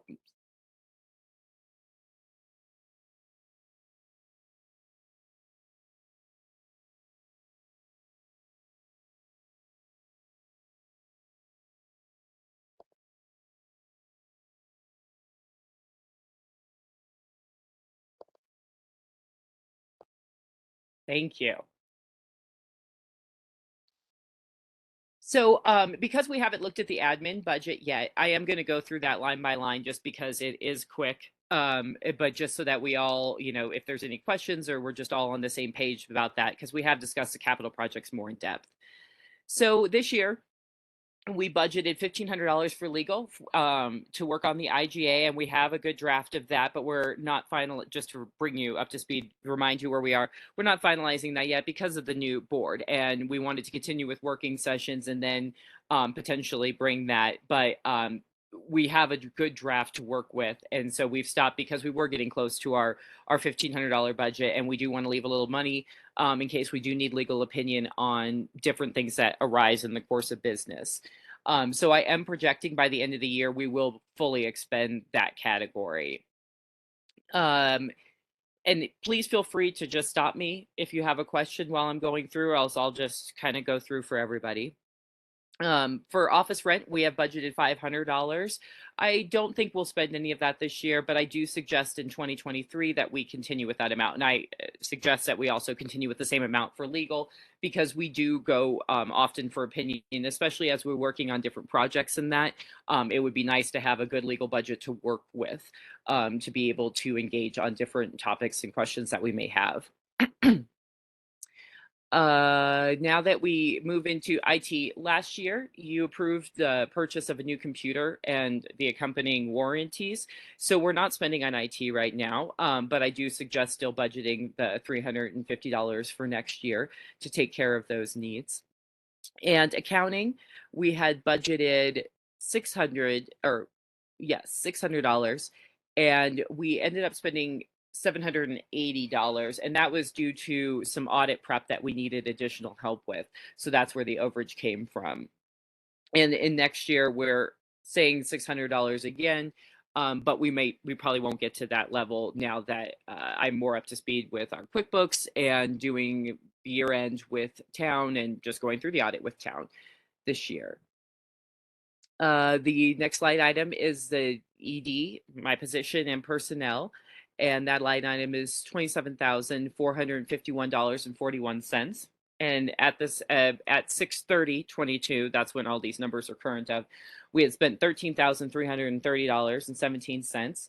So I do think that we are on track. This is the first year that we have paid our own payroll taxes and done everything in Gusto. So this was kind of our first stab at it, and we seem to be on track with spending. So that's pretty exciting. I do think we'll be fully expended by the end of the year, and I'm suggesting the same amount for next year. We do have the election category, and this year is not a year that we need to put any money aside for that. Office supplies, we have at $200, and I think we'll be fully expended on that. Postage and shipping, we have $100, and I think we'll have some balance in that at the end of the year. But it just depends on if there are some needs. But our postage, we mostly is what that is spent on. Boulder County tax collection, we spend about $500 is what is been spent on, or is what's budgeted for that. We spent about $306, and we project that will be fully expended by the end of the year. And bank fees is $50, and we've already paid that, and that is being recommended for next year as well. Advertising, we have a budget of $500, and we haven't expended much in this category because we have spent on advertising, but it's largely been associated with projects, and so it's been built into those budgets. So throughout the rest of the year, I am planning some different spends for different events that benefit that are more about the whole NDDA, that while we may be about public art, bringing mural projects, or et cetera, but that'll probably come from this budget more just to be able to do more advertising and be more DDA centric about that. Next is printing and copying. We don't do a lot of printing and copying, but again, so I don't think we'll be fully expended. We haven't spent any money on that this year. That doesn't mean to say that we might not spend a little. So I am still saying that we should keep that aside for in the event that we do decide to print out. For example, when we are meeting in person more, if people do want some things, so we have money to be able to do that. Conference and trading is $1,000. And we haven't spent any this year. And I don't know that we'll probably spend any this year. We may, but there hasn't been something that's come up that I've wanted to spend money on. A lot of, with our membership, we do get a lot of free training. And so I'm able to take advantage of that, as well as the resources on their website. And that's where our annual membership and dues for $450 comes in. So all of that totaled us up to $33,301.41 that I am suggesting for 2023, which basically keeps our budget the same as 2022. And that our mill levy prediction for 2023 was 33,600, so that keeps us it within the range of what we're expecting to bring in. Does anybody have any questions or any comments on the admin portion, the mill levy portion of our budget?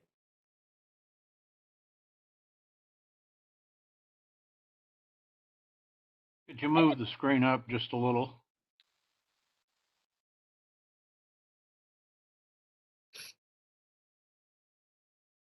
Just a little more. Good.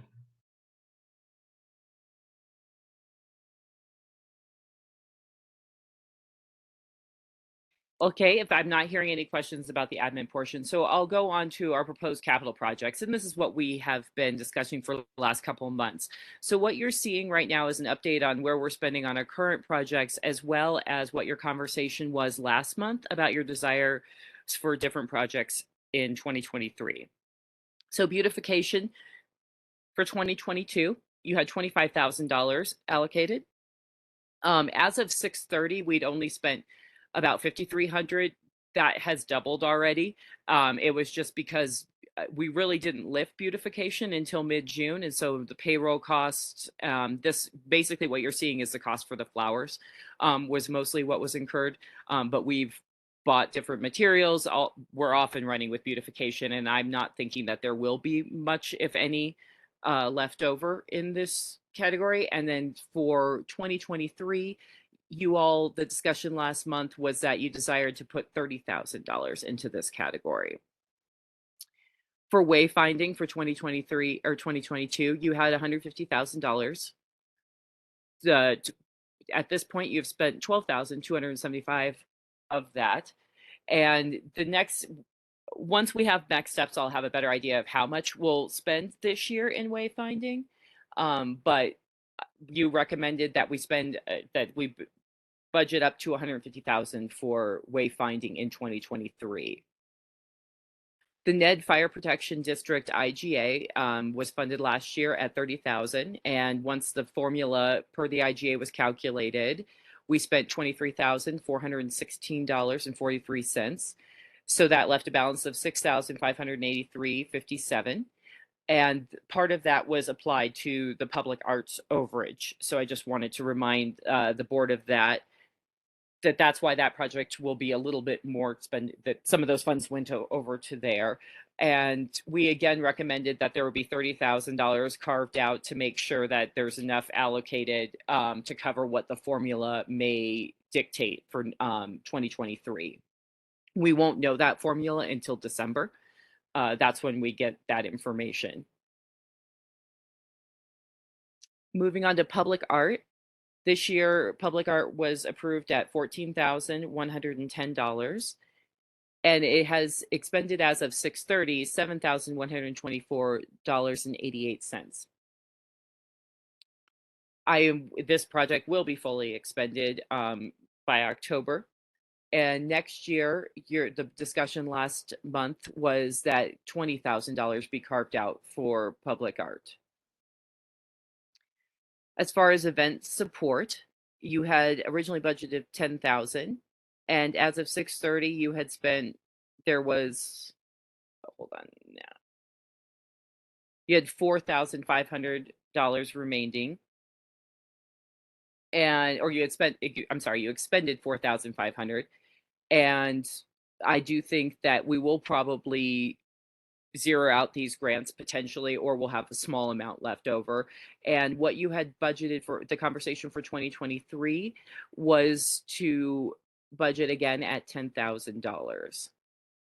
For traffic and safety support for 2022, you budgeted $20,000, and we have spent $8,500 of that, not including what you approved this evening for both of these categories.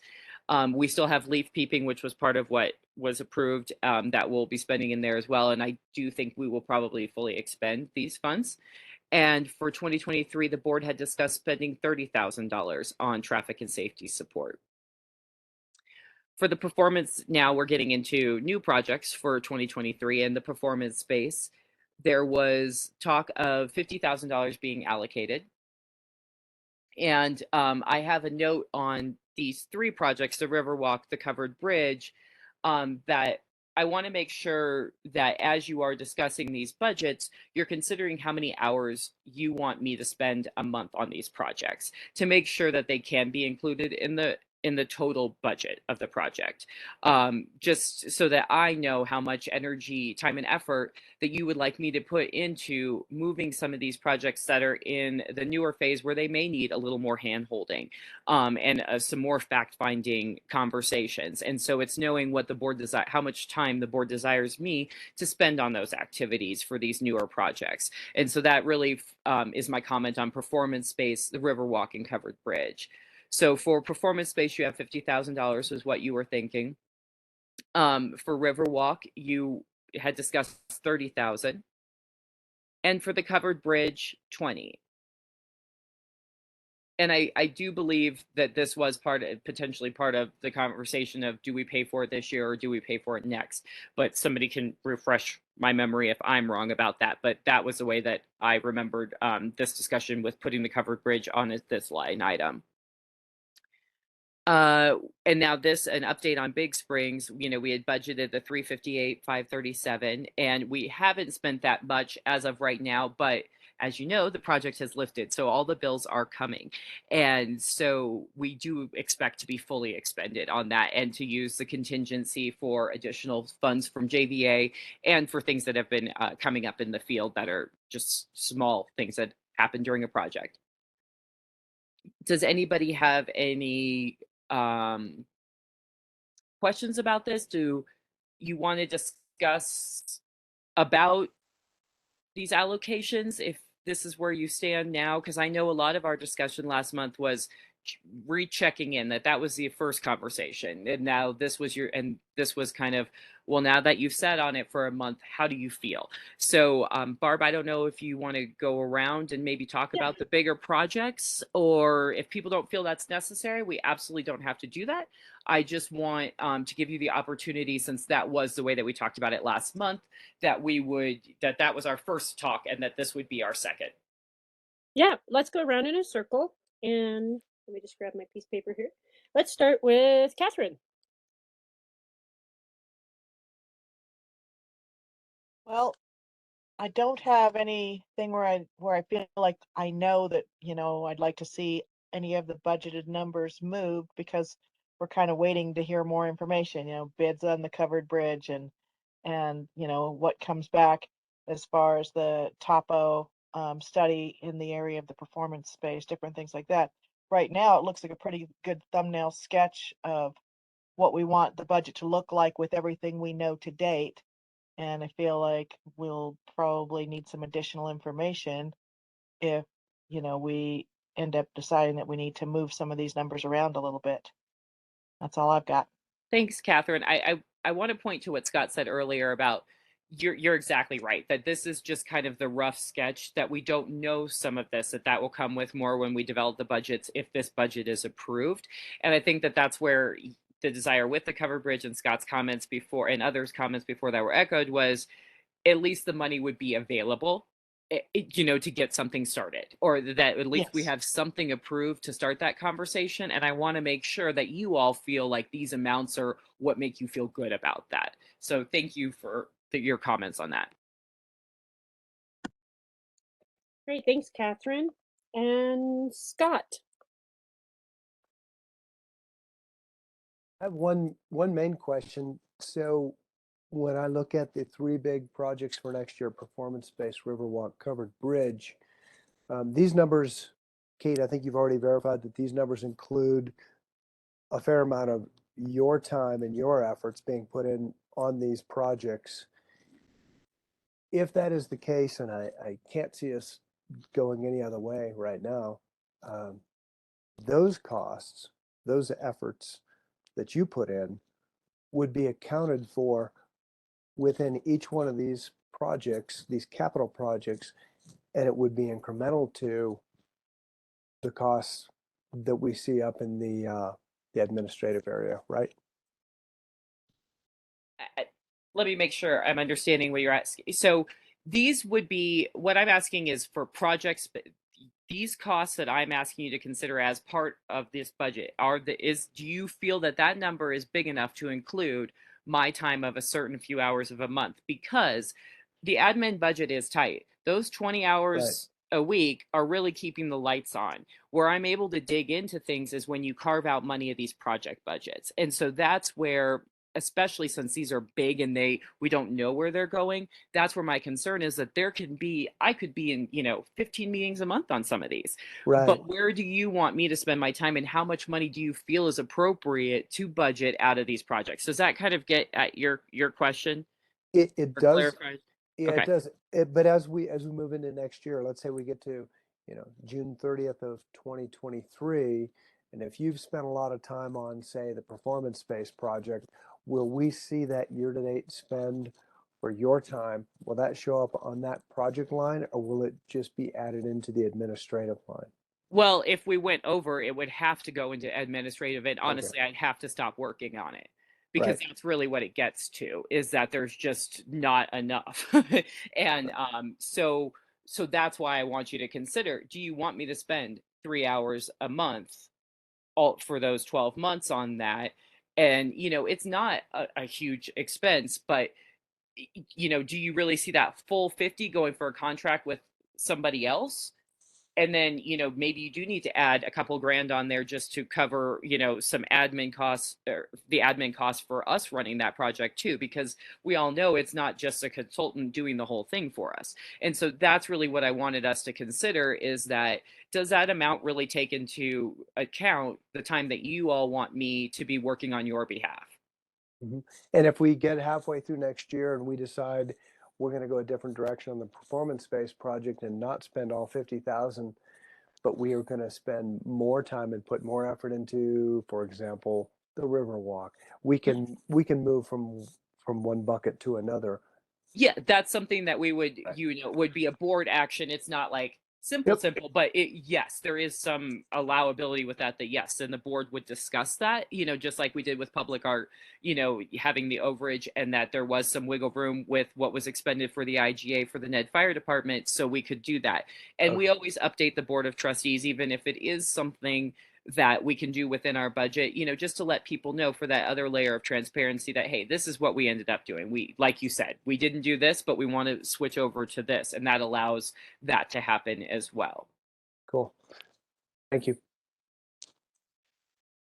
Great, thanks. And Kate, just real quickly, before we move to the next person, can you tell us what kind of time? I know that public art has been a really big one for you to Yeah. spend hours on, that we did not have included in the public art budget. So, but you don't have hours spent by staff time on that one. But Well, I can give breakdowns of that. So what was public art is a great example, because it was something that we knew probably wasn't going to be, so it was good for me to really test that for the year. But yeah, there was only 13 hours attributed to public art. Public art is a very vibrant group that meets because they have a lot of big projects going on, and so it's been managing how much to engage with them, to help them be successful, but then to also kind of stick within the budget and the timelines that I have. And so some of public art is going to have to come from admin, and it's just because it has to, because it's not something that can go anywhere else, and that it still needs a little bit of my time to do some things. Now, granted, a lot of that has passed because they've lifted and it's in a very different space now, but that 13 hours for a total year wasn't really what it needed. That even 24 is probably the conservative end of what I will spend on this year on public art.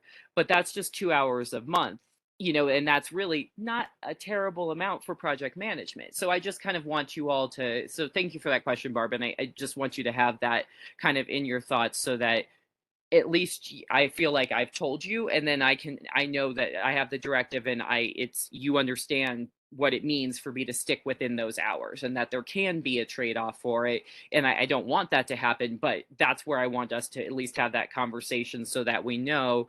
And I do always feel comfortable, and I do have these conversations with Barb, with telling you where things are so that we can make sure that I'm responding to things the way that you all want me to. Okay, great. Thank you so much. That helps a lot. Let's move forward to Andrew if he's still on.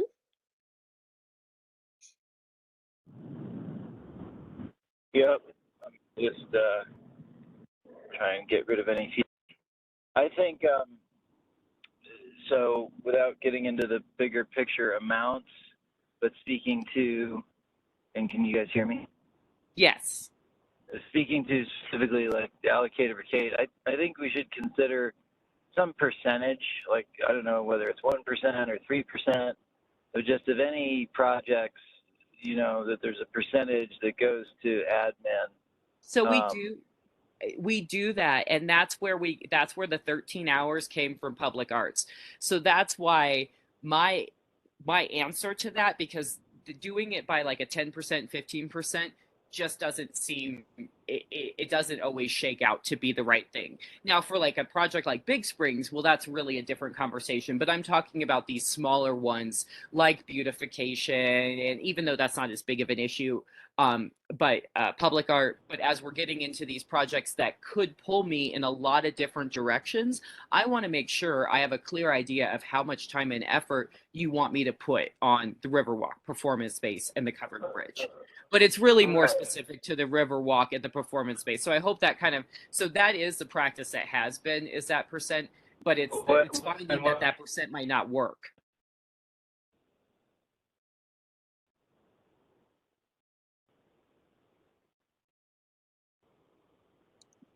Andrew? Andrew? Yes.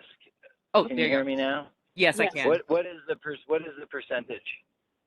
It's typically 10% is what people have been using for different projects. And like I said, with beautification, bringing on Judy, and with just how that's gone, that's going to work out just fine.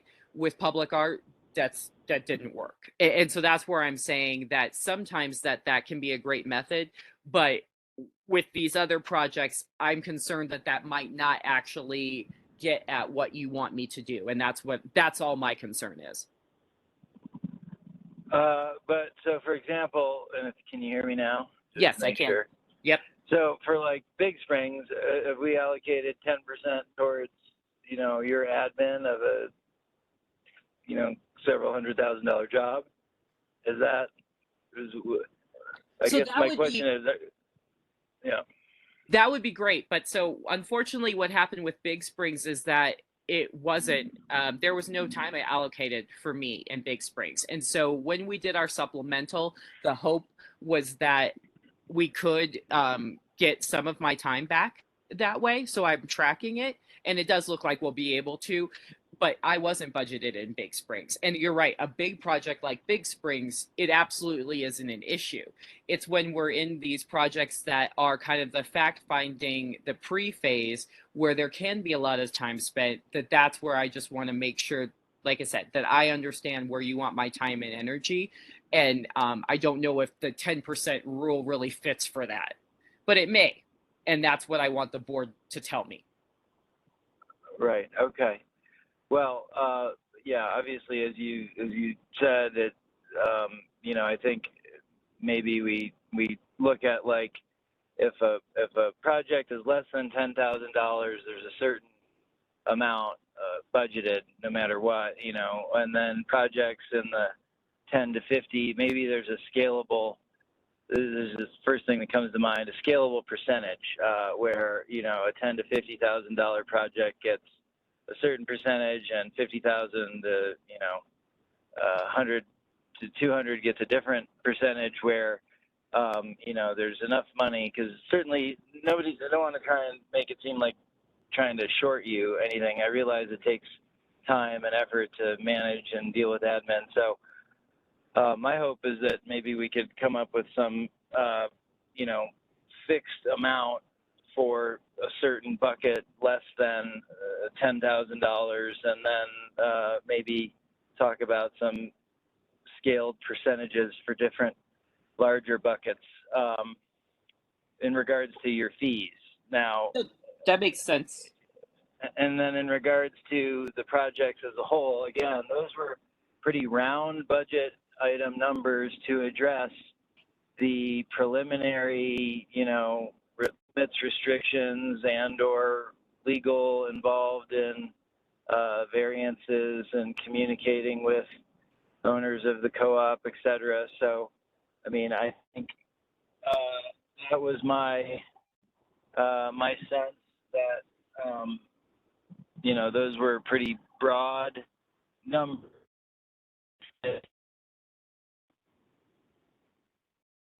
We're losing you a little, Andrew.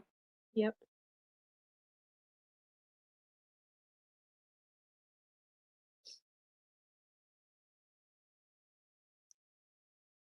Think we may have lost him. I'm not sure. His point about them being broader numbers, I very much appreciate. And this isn't something that necessarily has to be hashed out right now, because it can be hashed out more when we approve, if these buckets are approved, when we go into the details of the budgets, when they come to you, as we do those individually, we can kind of hash it out a little bit there. And I do appreciate his point about under 10,000, because there's a lot of stuff in granting that, like, most people won't even give you a grant for under 10,000 because of the cost to administer. And so it does bring up, those points of like how we want to do that. And I do think a lot of the stuff with the special event and things like that can be absorbed in our admin stuff. It's just being thoughtful about the ED time when we're talking about these bigger projects was kind of the point I was trying to get at. And I'm hoping maybe Andrew jumped back on. Andrew, are you there? No, we lost him. Okay, well, hopefully he'll jump back and jump more on that point. But I think that was kind of what he was saying there. Great, thank you. And Steve Roundtree. I don't think I have any additional comments to add. I think great conversation, but I don't think I have anything else to add. Great, thank you. And Ron. No comments right now, but possibly later on other budget items. Great, thank you. And Trustee Corvalin. Hi, I'm wondering, is it possible that, as you're working on something, if you find you're spending a lot more time on a project, that you would come to us at the next meeting and explain to us that you're spending X amount of time and hours on it, and do you want us to continue? And if so, we'll need to do a supplemental budget, or is that something we should just pad every one of these things with an extra $5,000 or whatever, just to make sure we don't have to come back and do that? And if we don't spend it, we don't spend it. Yeah, I think my first. Yeah, I think some padding definitely helps, but I think that was part of what Andrew was saying, that he kind of feels like some of those numbers are, which is what I wanted to hear from you one way or another. And Well, so yeah, I mean, I think we just threw them out, exactly, except for and the bridge, so which is specific. and so when I number. come to you with the budget, with the committees and whomever, we can flesh that out more. And I'm absolutely willing to come to you. Like I said, I check in with Barb on this, and if there was a real situation, we'd absolutely would have come for a supplemental. But it's more, this is the first year we're able to track these things, and you're being as active as you are on these projects. So it's really just the first time that we've been able to start accounting.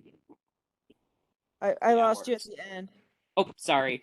This is the first year I've been able to be really thoughtful about time and owning the budget and being able to see where my time went and on these types of things. So this was really just, we're beginning to be able to understand a lot of these things more. And I would absolutely come to you if there was something. And I do keep Barb town in line, and Ron appraised of all of these things and where my time and energy goes. Because I do, in my timesheet, I time it by what projects and where everything is. That's how we bill it out. Okay, and then my other comment is just like the performance space, the River Walk is probably going to need some kind of feasibility study, just because of the fact that there's half of it's private property, homes and whatnot. And I'm thinking the reality of having it go all the way to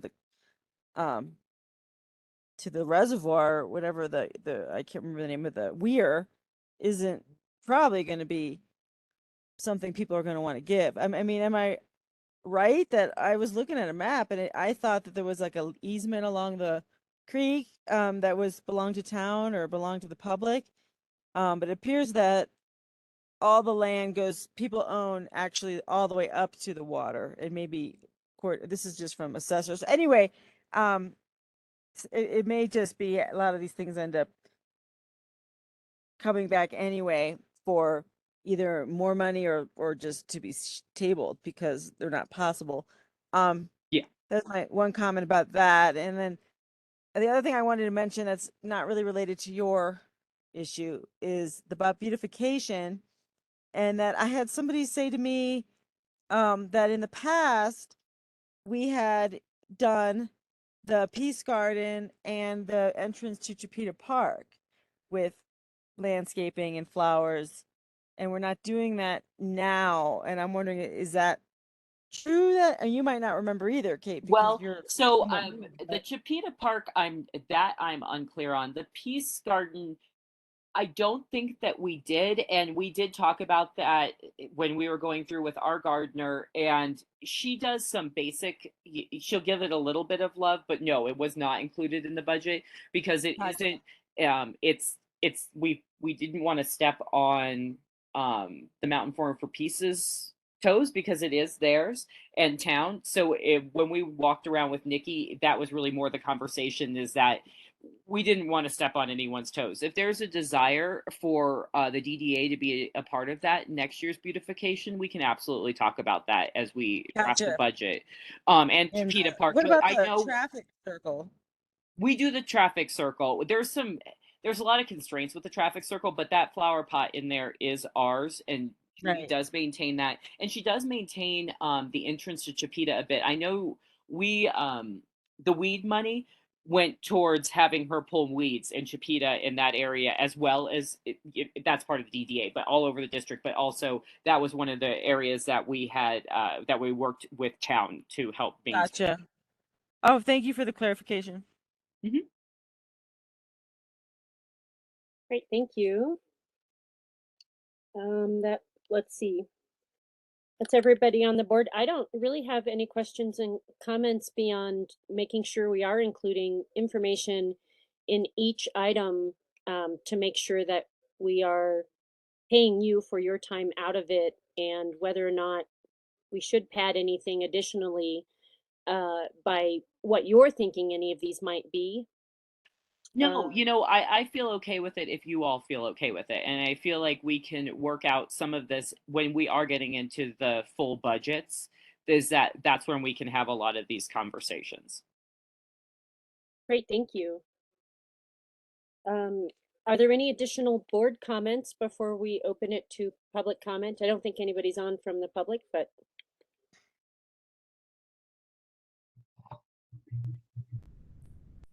I just want to make a comment regarding public art.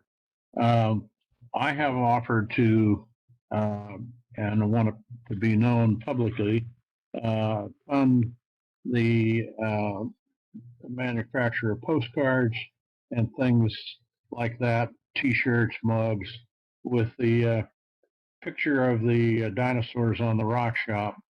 And I want to make the comment that this is not a conflict of interest, because if you abuse a conflict of interest, this loan to the public art folks would be to get started this year and not have to wait for next year's budget to get funds to do that. If I were to charge 20% interest or ask for a cut of the profits or something like that, that might be abusing the conflict of interest. This is a no interest loan to get them started, and it's to be repaid without interest. If anybody wants to comment on that or feels I shouldn't do it, please speak up right now, and I'd like to have a discussion on that item. So Ron, since that pertains to our 2022 budget, and that is a different thing, because I don't know if how public art, that might have to come back as a separate item. Miranda, do you have any thoughts on that? Yeah, I mean, I would recommend separating it out if it doesn't have anything Yeah. to do with Yeah, I this think that discussion needs of to, this item. I can't Yeah. hear Miranda. Could you get a little closer to the phone? There's something wrong with my audio. I was just saying that if it doesn't have anything to do with this current action item, it could be discussed under other business or brought back at a different time. Sorry, just couldn't hear Miranda. Miranda is saying that since it's not about the 2023 budget, it can be discussed at other business, or we can bring it up at another time. And I Let's bring think, it up as other business and get it done. well, but I don't know, there's nobody from public art on here, and I'm not aware of that conversation, so I don't know that I'm comfortable moving forward with it without having public art on here. If you're talking about agreeing to a loan with them to do this project in this year, so that's Make my sure concern. nobody is in conflict with it. We don't need public art here. They would like the money. They would Well, like the loan. but So there's this is nobody not from the right public art here to tell conversation. us that. Right. This is a 2023 budget conversation, and that could certainly come up in later in the meeting if there are any additional items that need to be discussed. But this is our budget conversation for 2023, and that is not part of that conversation. That's fine. Let's discuss it where it's appropriate tonight. Thank you. Are there any additional questions or comments about the 2023 budget conversation from the board? And if not, is there any public comment? Which I don't think we have anyone from the public on right now. Hearing and seeing none, I would entertain a motion to move this budget forward. And Kate, can you please remind me when this would go to the BOT? So moved. It'll go to their meeting in September when they have their meetings about the budget. I don't know the exact date. I think Rita's on here. Rita, do you know the timing of when the board will be considering the budget? No, we have not decided on that yet. Ryan and I were talking about that today, and it may be later in September. Is that what you're thinking, Miranda? Yeah. So we're not going to be. We're running a little behind because of the supplemental, so it won't be the normal time frame we've operated on before. Great, thank you. We do have a motion on the table from Ron. Do I hear a second? Second. Was I addressed? I'm sorry, couldn't hear. Barb was just saying that you had your motion on the table, and Catherine Vallon has seconded it. Thank you. Any additional comment? If not, Kate, would you take the roll? Barb Hart, Yes. Andrew Duart, Ron Mitchell, Yes. Steve Roundtree, Yes. Catherine Vallon, Yes. Scott Papich, Yes. Tanya Trustee Corvalin. Yes. Thank you all. Great, thank you. That takes us to our next action item this evening, which is the proposed increase to the certificate of deposit. And who's going to present that? This is Ron. I'm proposing we increase our certificate of deposit by $250,000 to give us a $500,000 CD, and at the same time increase our line of credit backed by that CD. We have the funds, everything's covered, and we need to start using that line of credit, but it doesn't look like we'll need it for next year's budget because we have the funds in the bank for next year's budget. This is a maneuver to get credit and to be able to fund things that exceed our income but have revenue potential.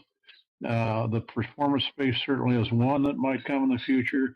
The Riverwalk wouldn't produce any revenue, but yet I think it's a really important project, and I think it's something that we will have to pay for the surveying, the topographical work, the civil engineering, and that could end up pretty close to the cost of the Big Springs project. So this is a move in anticipation of much larger projects probably coming in 2024, 2025 as we move through our budget process and our projects that are proposed.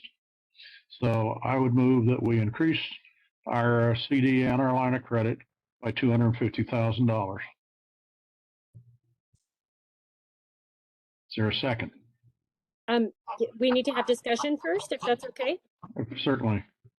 So let's start with Trustee Corvallin. Well, I'm not an economist and I'm not really good with money, but I think it sounds like a good idea to me. Great, thank you. Steve Roundtree. I don't have any other questions. Thank you for pulling together all the information so that we can make a good decision here tonight. Great, thank you. And Scott Papich? I'd have a couple of questions. The first one being, what's the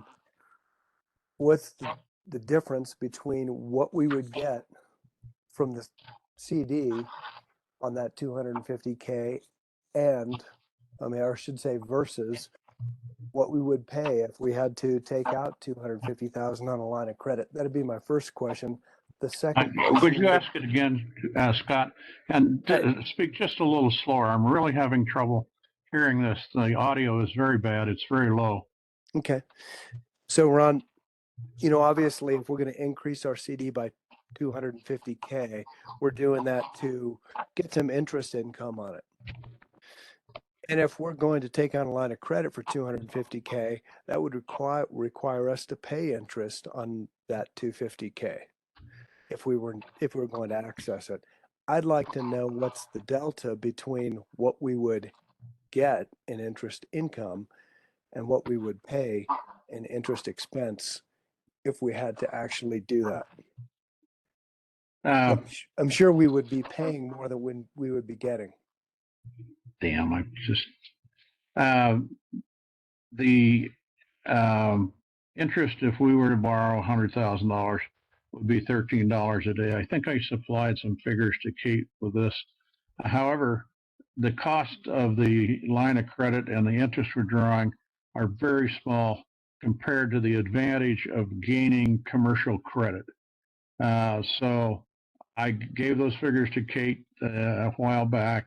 They're very nominal in terms of what we would have to pay.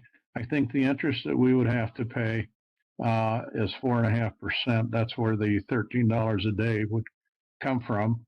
Our plan really is just to borrow, instead of borrowing from the town and establishing a line of credit, is borrow from the line of credit one day and pay it back the next day. This meets our very strange requirement by the statute of having to borrow money for each of the projects. We don't. If our DDA had functioned like it was designed within the statute, that would make sense. It seems strange to be doing that, but that's a requirement of the statute. And at the same time, we establish the credit that we would need in the future to borrow in excess of the certificate of deposit. And this being done independently from the town, and the current mayor endorses this, gives us a lot more leverage in the commercial markets than if we borrowed from the town. And it doesn't in any way harm the town. The town does not invest in anything except us when we ask them to. So they're not, the town isn't being hurt by this maneuver. It doesn't make any difference to the current elected officials. So I don't know if I've answered your question or not, because I couldn't hear it very well. Well, those are interesting points. I was unaware of that, of the points you just made. But my question was, Kate, I can hear you. Would you repeat what he's saying? Yeah. So Ron, let me try again. You'd said that we would pay 4.5% interest if we took out money on the line of credit. What would be the interest that we would get but on the increase to the CD? Now, the interest we're getting on the CD is 0.5%. It's nominal, and it's nominal because we have an investment policy that is so restrictive that we can't get anything more than that with what our policy is. And that's something that's another discussion, but we really need to change our investment policy as time goes by. We're not even keeping up with inflation with the interest that we're able to glean with our investment policy that we have in position right now. So the other question I was going to pose was, have you already got institutions in mind who you would like us to take out a line of credit with? Or establish that line of credit, I should say. We're in the process of establishing it. We've had the 250,000 line of credit for almost a year now. And by adding another 250,000, we increased the line of credit. With the same bank? Same bank. But Who's we the could bank? use another bank. I mean, the bank doesn't matter. If we found somebody that pay us higher interest, we could change banks. Well, I would say that from a financial point of view, to pay 4.5% and then get 0.5%. Yeah, there's a gap, of course. Yeah, that would cost us money. But, the other side of the equation, we were saying it would behoove us to establish this commercial credit and actually exercise that. I would like to see more information about that. And especially when you say that we're actually supposed to be borrowing money on the commercial markets right now. I was unaware of that. And no, we're not supposed to be borrowing it necessarily on the commercial markets. We just have to borrow it from somewhere. And where we've been borrowing it is from the town water fund. Oh. I'm advocating getting into the commercial market. I see. I'm going to allow other people to ask their questions.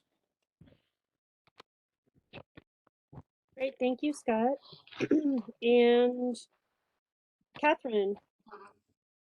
So some of these questions have made me realize there's a couple of basic things I don't know. Like when we borrow from the town water fund, is that an interest-free loan or are we paying them back some interest? Because if we have to pay interest to somebody, I'd rather pay it back into our town that we are supporting and that we love than to pay it to a bank. It makes me nervous, the gap between what we can earn in our CD and borrowing money that's going to cost a considerable amount more. I think as much as possible, staying solvent is good stewardship, and getting into debt with such an uneven what we earn versus what we spend, it just, especially with interest rates doing nothing but going up right now, I am not sure that even the 4.5% is still a realistic number of what borrowed funds would cost.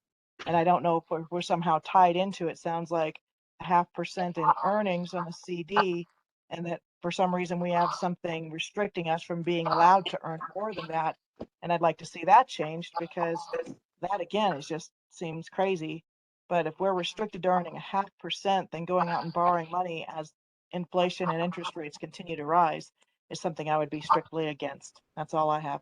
So, Catherine, we do pay a flat fee of $50 a transaction for our loan with town.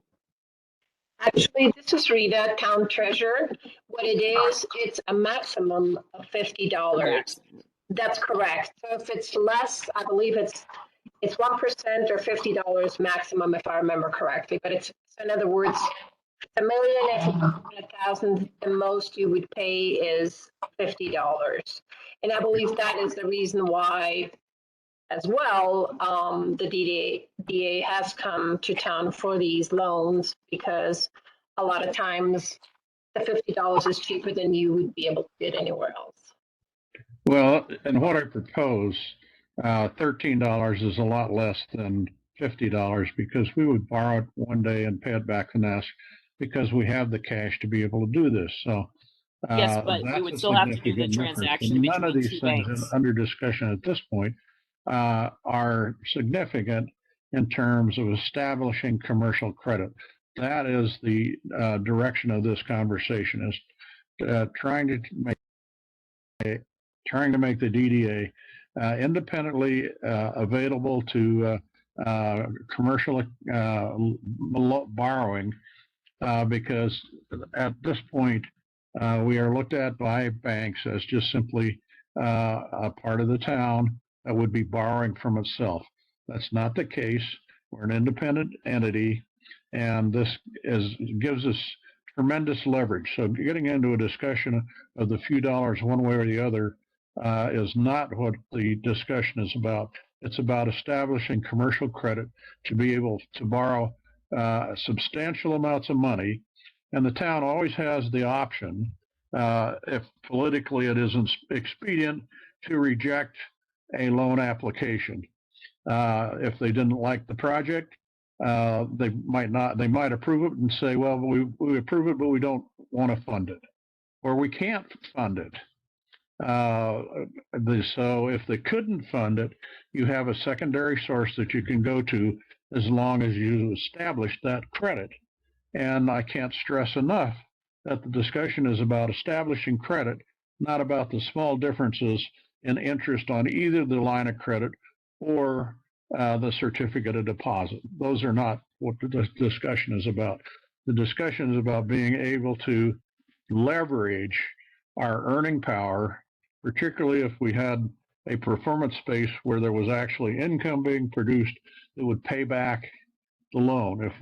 And I think that would be absolutely necessary to do if we get into a project for a performance space, because I've looked at the figures and the costs, and it would easily and could easily approach $1 million by the time you got bleachers, by the time you got a deck or maybe a portable deck, this kind of thing. So this is good money management. Bad money management is what we're doing right now. Ron, can I ask, how often do we tap into our existing line of credit that we've got established? Sorry, Scott, I can't hear you. This is just terrible. I don't know why. How often do we tap into our existing line of credit that we already have? We haven't tapped into it all because there hasn't been any need. I see. So we have not done it yet. Okay. We haven't had a situation where we've had the opportunity or the necessity to borrow money, because we have already funded all of our projects.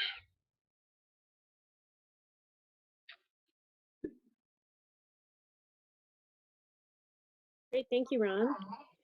Are there any additional board comments? I'd like to just make a quick comment myself. Looking at our 2023 budget, which we have just forwarded to the Board of Trustees, it does not seem to me we need to have money to tap into. We already have a $250,000 line of credit if we do need it, and we don't have anything budgeted that's going to make us need $1 million or 500,000 more dollars. So that's my personal comment. I don't think that we need to do this right now. And we need to do it right now so that we have a history of being able to pay. You don't establish confidence from a bank overnight. If you don't do it now, then you put it off for some other longer period of time. You will not establish the credit. If you've had it for some time and you've used it routinely, and even though we don't use it, when I say routinely, we might use it 2024, but we should establish it and get it to the highest level we possibly can. I don't quite understand how to educate you folks on the necessity and the importance of having the ability to borrow in the commercial markets for major projects, and there will be some coming. And I'd like us to be able to fund them. And certainly for lots of discussion about the space. And I'm watching what the costs will be. Every time somebody says something about it, dollar signs go past my eyes as to how we'll fund it. And you're going to need a long-term plan to fund it. And this is part of a long-term plan. Yes, you're correct. We won't need it next year because we have the cash. But if we have the credit reputation to be able to do it a year after that or 2 years after that, that's a tremendous advantage. And if you don't have that, you won't be able to fund it. You have to look ahead, years ahead, for this to make sense. That's all. Great, thank you. Is there any additional board comment?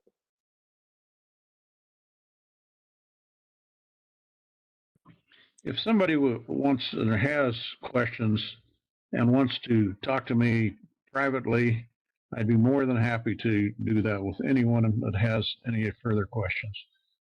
I just want to take up a lot of the time. This has been delayed twice now, and I'd like to get it done. Great, thank you. At this time, I would entertain a motion. I move that we increase our line of credit by 250,000 by taking 250,000 of our unused cash and rolling it into one CD that's 500,000.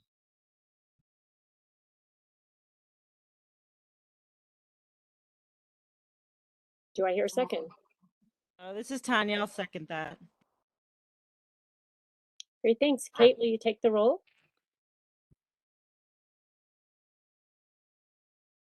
Barb Hart, No. Andrew Duarte. I think we may have lost Andrew. Right. Ron Mitchell, Yes.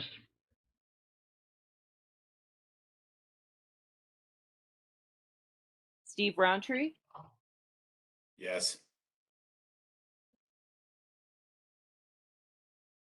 Catherine Vallon, No. Scott Papich, No, not at this time. Trustee Corvallin, Yes.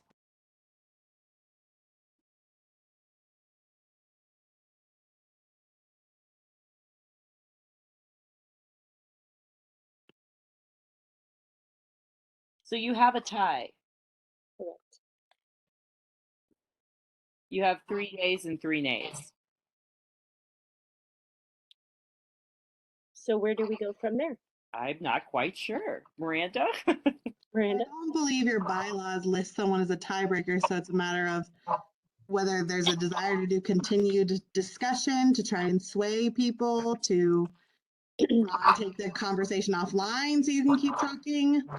Here, let me look at our bylaws really quick here. I don't know if the trustee serves as your tiebreaker. I don't recall. I don't remember. That sounds maybe, but let me just look really fast. Let's just wait until we have, I'd be quite willing to withdraw the motion until more board members are available. Is Andrew back on? No. It says Andrew. Andrew? Oh, there he is. Because that'd be great. Yeah, I saw that my screen changed and I Thank thought you I for saw Andrew. noticing that while I was looking on the internet. Andrew, can you hear us?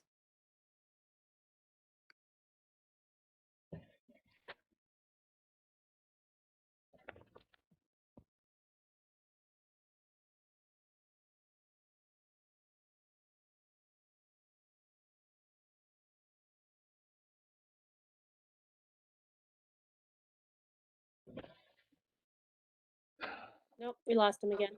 Oh, there he is again. He There popped is up again. He's popping. He's trying. I'm going to our bylaws. It's just thinking. Normally, a tie indicates that the motion is defeated or is not passed, not necessarily defeated.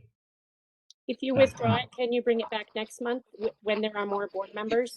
It's me. I'm Yeah, having and if people have Andrew's trying to talk. Unfortunately, not going to be able to be online anymore. So okay, Let's bring it back next month then? If you can hear me. We can. Thank you, Andrew. Yeah, sorry about that. I really wish No, I we could be, but appreciate I you got- being on and doing yeah. what you were able to. All right. Sorry. Thank you. Bye.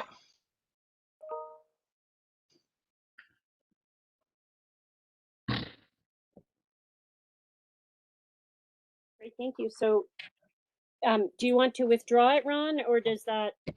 I will withdraw the motion at this time with the understanding that it will be on the agenda earlier than the last item every time, please. Okay, we can put it more towards the top next time.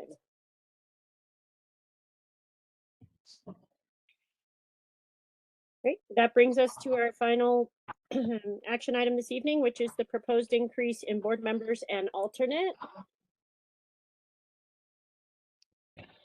As you'll see from your packet, I'm bringing back the discussion that we had last month for an action item vote. I believe from our discussion last year or last month, everybody was kind of, there wasn't a strong desire, but you all did ask for it to come back for a vote to formally deal with it. So it is back this month for your action vote.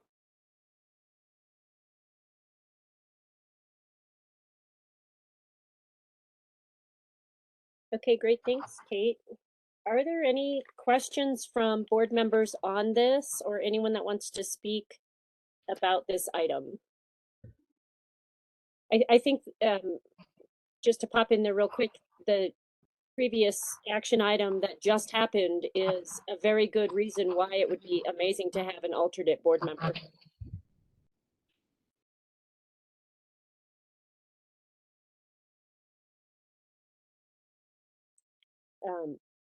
Anyone else? Yes, I've been on other boards where they did have an alternate, somebody that could fill in, like if somebody needed a leave of absence or whatever like that. And tonight does kind of drive home that, you know, it sometimes it hasn't happened a lot frequently, but it wouldn't be a bad thing to have an alternate who could cast a tie-breaking vote or, you know, participate when needed. I don't think it's per se completely necessary, but at the same time too, I see advantages to it.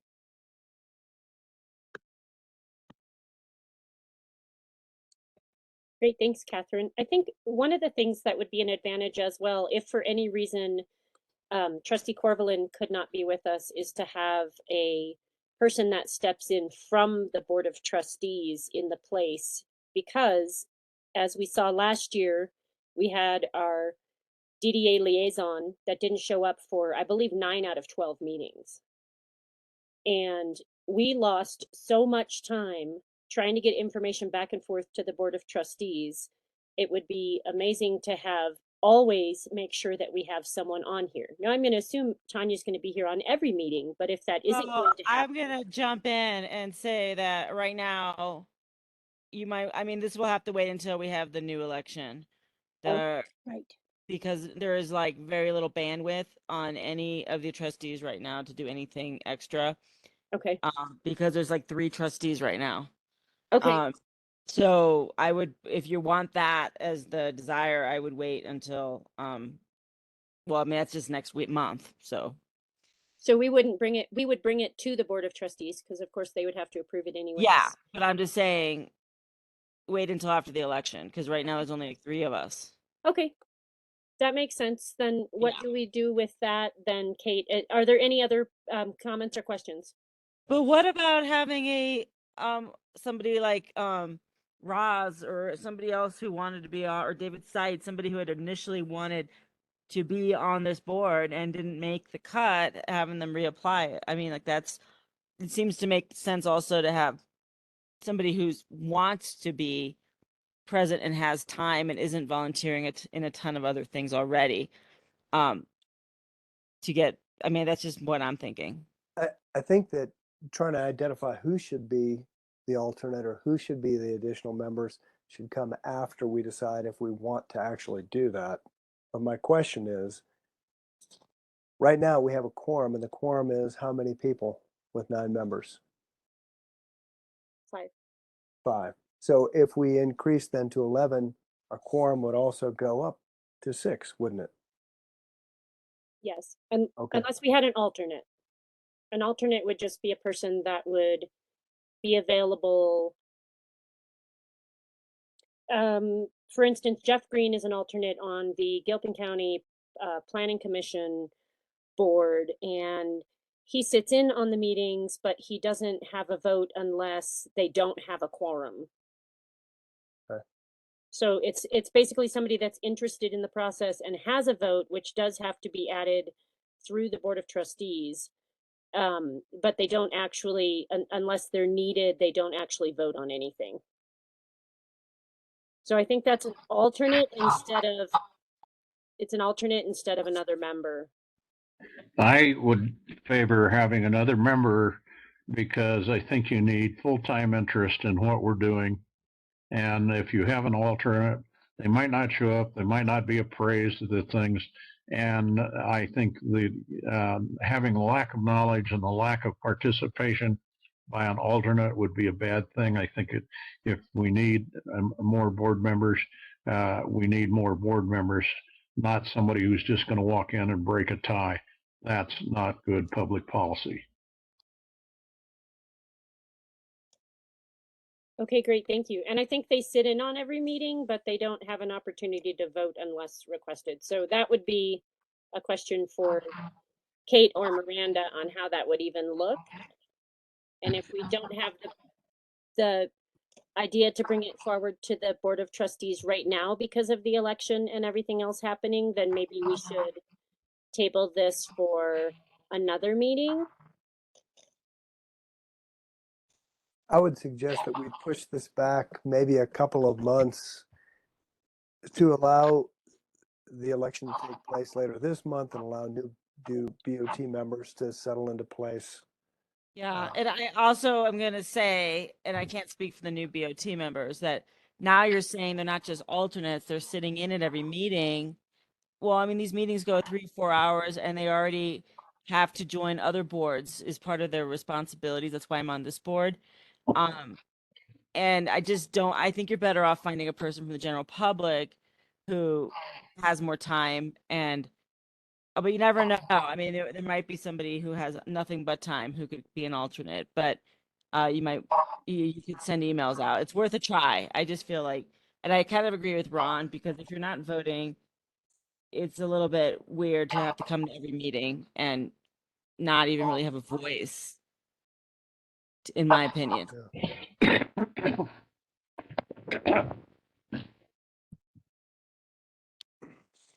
Is there any further comment or any other questions? Or since it's an action item, we want to make a motion to table it? If we want a motion, then we have to do a motion. I move we table this until the November meeting. Second. Any opposed? Hearing none, we'll move it to the later meeting. Great, thank you. That brings us to our informational items. The chair report is in the packet. I don't have anything to add to it. Does anyone have any questions for that one?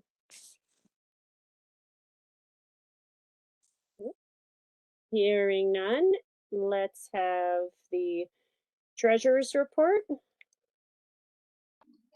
Treasurer's report is incomplete. We need to produce a financial statement that is acceptable to the banks for our line of credit. And I would like to get together with Kate and produce one very soon as we both can get together mutually acceptable time. It's fairly easy. It'll take a couple hours, and it's something we absolutely need. I apologize that Kate and I haven't been able to get together on it yet, but we will in the very near future. So our financial report is town's financial report, and that was sent to the board 2 weeks ago, 3 weeks ago when Rita sent it. If you didn't receive it, please let me know. But we are a part, our financial reporting is a part of town's report. What Ron is asking for is something different that would maybe be used with a bank if we were going for a lender. But we do have our current financial reporting all complete, and I'm happy to send that or follow up and discuss that with anybody. Great, thanks, Kate. I don't know if everybody knows or not, but the town accounting system is on a system called fund accounting. And what we're looking for in this regard, Kate is absolutely right, is general accepted business accounting. And she's correct. This is what we need to present to the bank over a period of time so they can see how we're managing our money. So this is not something, given the constraints on my time, this is not something that, given that we do not have a project that we are going to a bank for to utilize, I've been able to expend my time on. So that is part of this conversation is that since there is not a project identified and we are not going to a bank right now, I can't spend my time on creating a document that we're not sure about. Because honestly, when we would go to a bank, we would still take the town of Ned's documents and then they would tell us what they needed to see from the DDA, that would be how that would go on. But that's a totally different conversation. But I do want to respond to what Ron is saying so that you're getting my perspective on where we are with those things. And Barb is aware of this as well. Are you saying that you have no time to do this? Yes, I've told you that a couple of times, that right at this moment in these next few months that there is not the time. Now we can revisit it, but like I said, this comes out of the admin budget, and given that there is not a project or a bank or any institution that we would be doing this for right now, and we don't know what that really means, it's just there's not the time for that right now.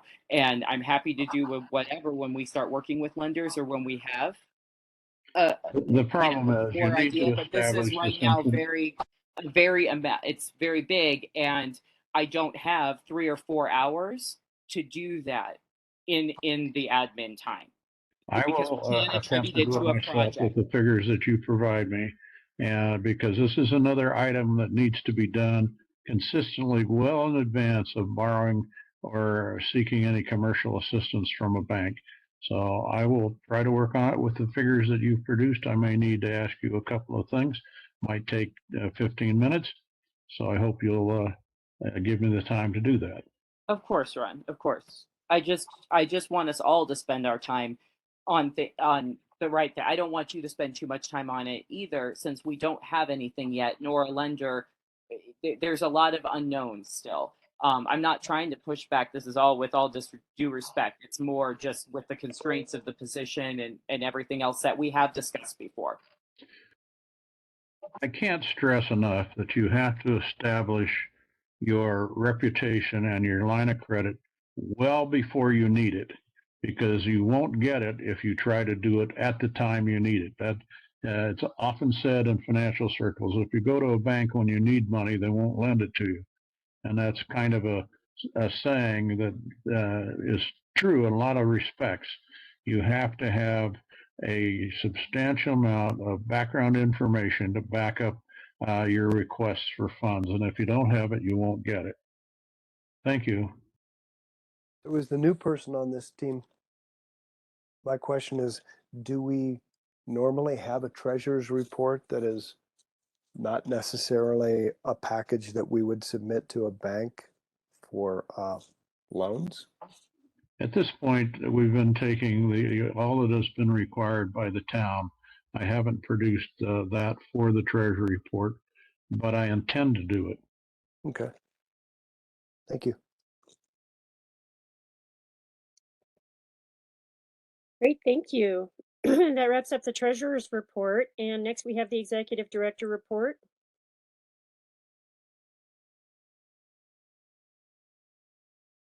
My report's in there. I don't have anything to add. Great, thank you. And I'm not sure. I just have to open this, I'm sorry. You want me to Miranda. Yeah, so my report's in the packet. I don't have anything to add to my report itself. The second thing following my report is the application for the economic vitality funding. So many of you don't know, every year town and the DDA are awarded $6,000 to be used towards businesses. And for the last 2 years, we've always used it for some sort of COVID relief. Kate and I thought maybe this year it would be better just to combine funds for a total of $12,000 and just give it to the businesses. There's really like no strings attached. It's you apply on our very simple application and we'll divide those funds evenly by the number of applicants. Many of you businesses may remember we did this with CARES funding a few years ago, where you did have to provide us like proof of loss of revenue and we gave you money. We're looking for the same without having to prove anything. And so we do recognize $12,000 is not a ton of money, but we'd rather just turn it back on the businesses. So the intention is to release this application this Friday and then allow it open for about a month. Then Kate and I will figure out how many applications we have. And again, we'll just divide the money. So I guess I'm just asking if there's any questions or concerns or feedback on that application we drafted. The only question I have, Miranda, if it's okay to hop in, is this is COVID bounce back from COVID relief. So would this be for businesses that were in business, 2 years ago? Is this for new businesses? Is there any restriction, or is it just anybody can apply? It's really, so we're not restricting it to businesses that were operating during COVID. What we're encouraging people to do is use this money maybe to like bonus out their staff or to help them with whatever bills that they may have, but we don't have any restrictions aside from being registered with the town of Nederland and to have an active business license. Okay, great, thank you. Does anyone else on the board have questions or comments about this? It's an informational item, so it would come back next month as a discussion item, correct? Well, so we're ready to release this. Oh, okay. We would like to, so unless the DDA has major concerns, we'd like the green light to keep moving forward with a Friday release.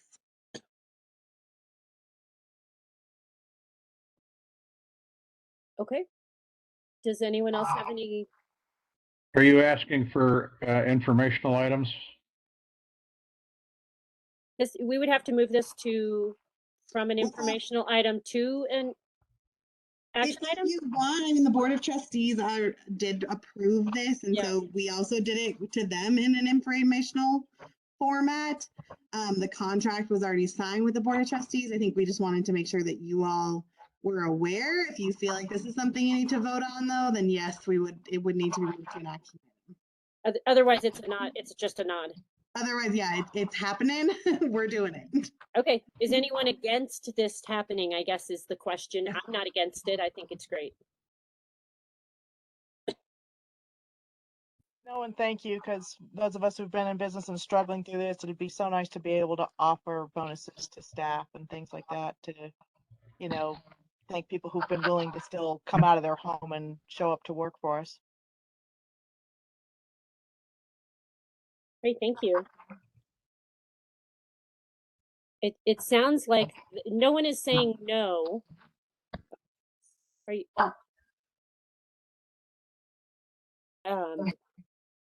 So I'm okay with a nod to move forward with that application process opening on Friday, and that will be on the town's website. It will, and we'll blast it through social media, and then I think Kate, your plan was to put it through the DDA social media too, right? Yeah, perfect. Yep. So we'll blast it through our networks as we always do, but we would love for you to encourage people to apply. We made the application incredibly simple. It's just like your name, your contact information, and how do you plan to use the funds, and we just need to know that for reporting reasons. Okay, great, thank you. I think that wraps that up. It doesn't look like we have a report from the beautification committee. And Kate, did you want to I'm going to give a quick verbal from beautification. So Judy just wanted me to let everyone know that she really loves her job and that she met with Andrea from the nursery who gave us our flowers, and Andrea, because that's part of our contract, is that we get a couple of visits for her to see how things are going and see if there's any troubleshooting that can be done. And Andrea was really happy with things and thought everything was off to a great start. So that's really exciting. And I think the town looks beautiful. I think proof is in the pudding. We've seen Judy out working every day and making things lovely. And so that's really exciting. And the Big Springs schedule, I'm gonna get probably an update tomorrow. It probably will go a little bit longer, but not too much. But I'll have a better idea to answer that tomorrow. But things are moving along. JVA has been invaluable in this process and has continued to keep coordinating with everyone to make sure that this gets done in a timely manner. And so I couldn't be more pleased about that. Great, thank you. And committee, no, I'm assuming nothing going on there right now. Nope, nothing. Communications, Kate's working, did you meet with Spofford this month? No, I haven't met with him this month. I'm planning on doing it next month. I want to finish up my items so that we only have one more meeting with him. Okay. And we got some performance-based information, and Public Art Committee is in there, and there's nobody from Public Art on the call. And we already have wayfinding, so this would be the time for other business.